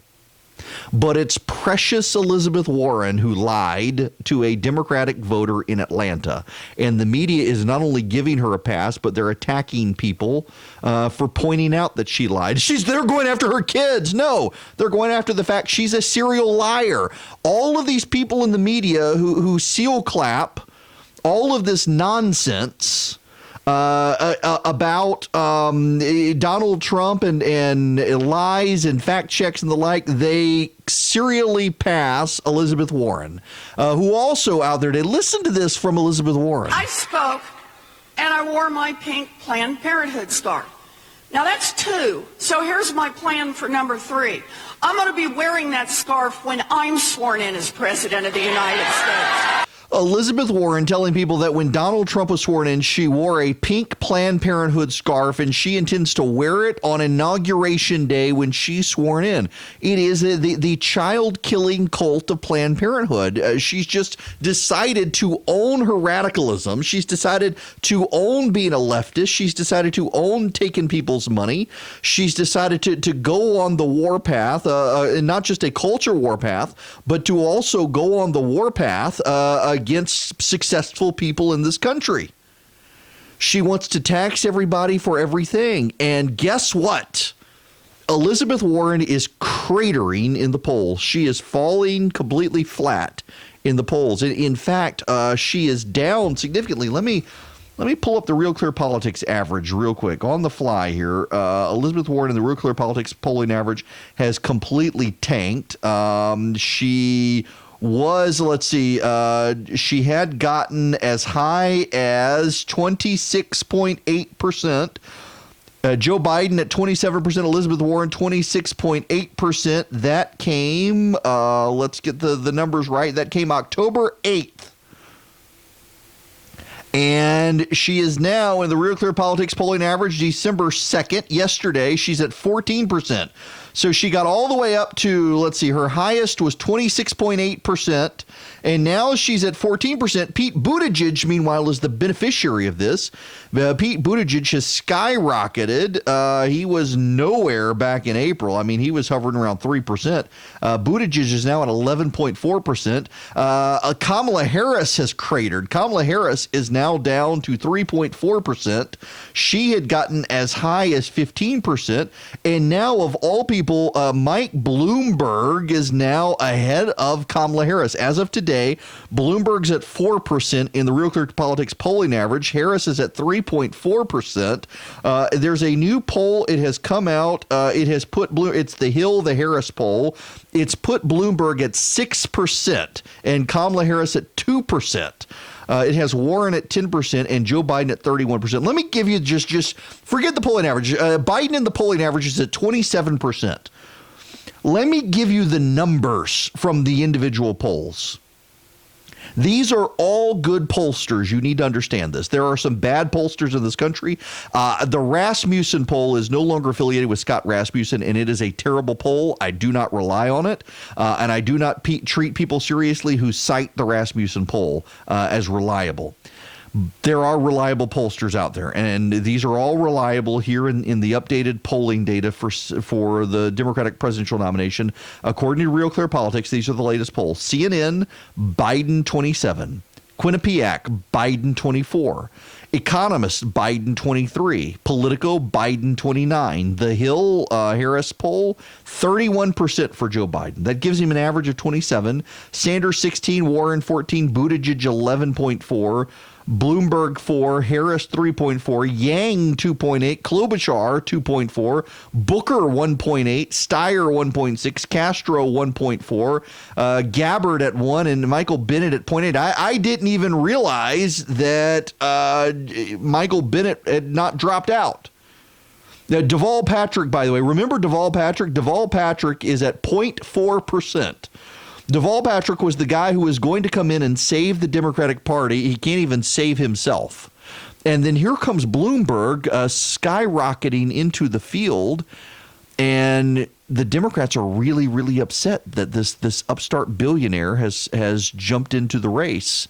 And meanwhile, you've got Democrats demanding that every other Democrat support Medicare for all, Medicaid for all. Congresswoman Nina Turner, listen to this. And for the folks, and I don't know how you can be a Democrat worth your salt. Yeah, I'm going to say it. And you don't believe in Medicare for all. Now, if you're okay with the way things are going, for you, what the senator is talking about is radical. Medicare for all. You've got to be a Democrat. How can you consider yourself a Democrat if you don't support Medicare for all? This is a leading Democrat in the House of Representatives who thinks everybody who wants to be a Democrat needs to support Medicare for all. And what's happened to Elizabeth Warren? Elizabeth Warren aggressively announced her Medicare for all plan when mid-October she was at 26% in the poll. She was virtually tied with Joe Biden. There was one day in the Real Clear Politics average where she was ahead of Joe Biden, 26.6% to Biden, 26.4%. She came out with her Medicare for all plan, and where is she now? She's at 14% in the polls. Bernie Sanders came out with his Medicare for all plan. He was as high as 24% in the Real Clear Politics polling average. He is now at 16%. Biden enters the race at, and he goes from, let's see, when Biden was just a dream for the Democrats, he was at 29%. He formally enters, and he's at 41%. And where is he now? He's at 27%. Virtually no change from when Biden was a figment of the Democrats' imagination. He's still in the lead. He's still holding steady there. Well, and Biden is now touring Iowa.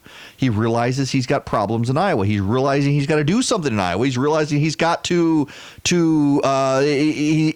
persuade Iowa voters because he doesn't really want to lose Iowa. So he's on an 88 county bus tour in Iowa, and he's out there saying things like good Democrats say. One of the things that I think is so important for us to do is that this president has chosen, for example, oil companies over farmers. Oil companies over farmers. The identity politics, class warfare rhetoric of the Democrats. It's what they do. It's what Joe Biden is now comfortable doing. He takes on the president for the NRA. He takes on the coal industry. He takes on the oil industry. And he also tells these really weird stories while nibbling his wife's finger in Iowa. And by the way, you know, I sit on the stand and it get hot. I got hairy legs that turn blonde in the sun. And the kids used to come up and reach in the pool and rub my leg down so it was straight, and then watch the hair come back up again. They'd look at it. So I learned about roaches. I learned about kids jumping on my lap. Oh my gosh. And I've loved kids jumping on my lap.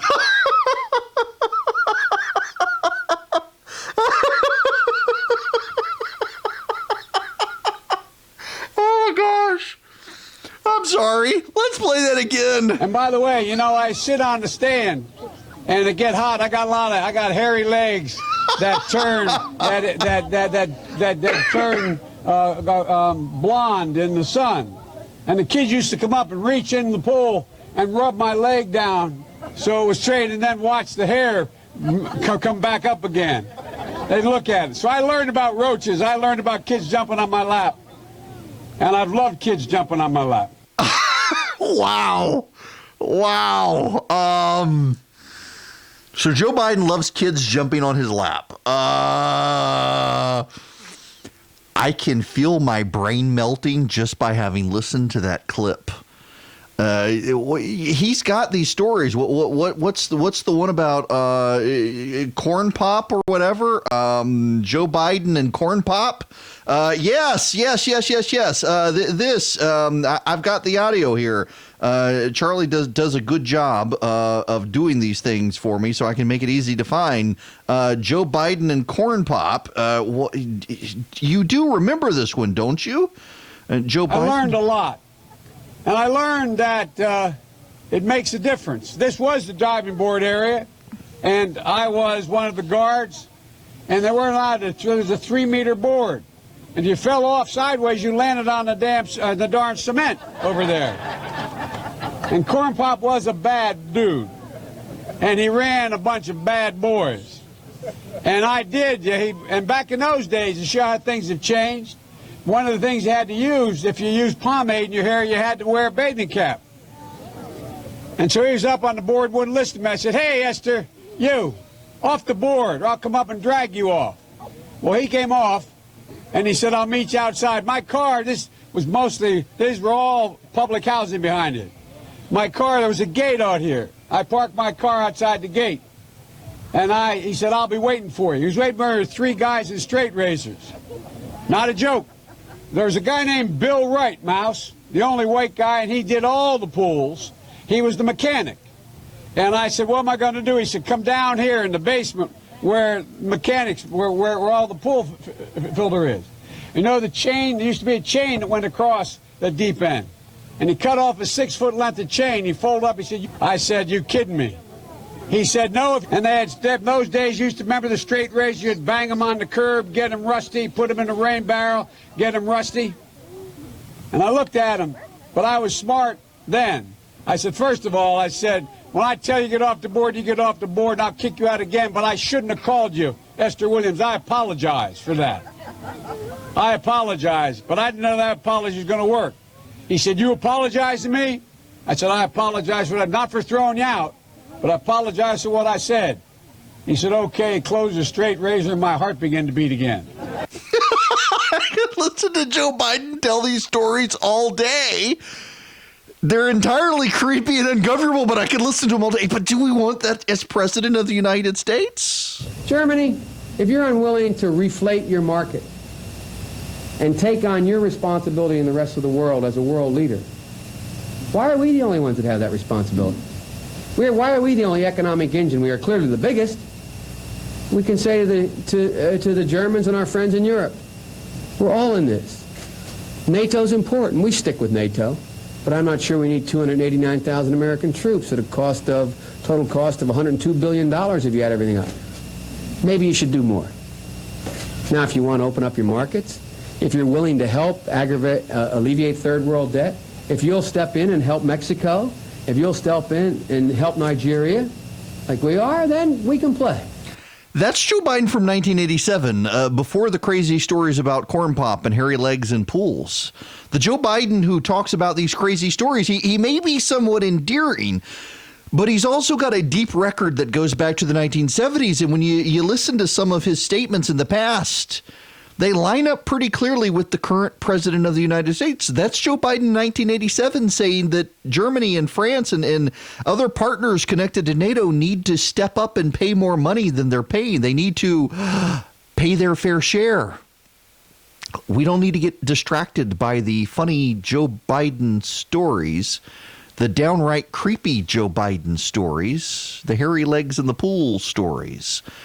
When Joe Biden's got a deep record of where he was saying things, and what's so interesting now is that he's attacking Donald Trump for demanding that European governments pay more for NATO. And back in 1987, it was Joe Biden demanding that the Democrats, or Joe Biden demanding that the European powers, particularly Germany in that case, pay more in defense of NATO, pay more to support NATO, or we should take American troops out of Europe. And by the way, I sit on the stand and it get hot. I got hairy legs that turn blonde in the sun. And the kids used to come up and reach in the pool and rub my leg down so it was straight, and then watch the hair come back up again. They look at it. So I learned about roaches. I learned about kids jumping on my lap. And I've loved kids jumping on my lap. Well connected and well respected. It's Erick Erickson, live every weekday.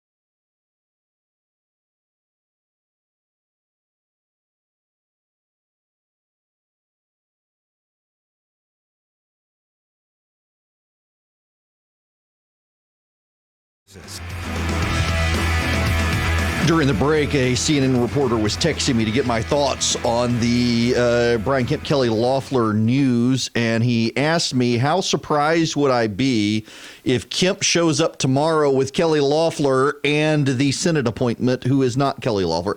I would be super surprised. I guess at this point, I can be honest with you. I've been keeping secrets from you. I've known for a couple of weeks now that this was probably going to happen. I was getting strong suggestions. I had never heard her name before, and suddenly started hearing her name from people close to the governor asking him. I thought, I don't know anything about her, but they have assured me that it was that she is pro-life, she's conservative, she's devoutly Catholic. They've told me that the governor likes her, thinks she would be good, thinks she would play well in the suburbs. She's her own person.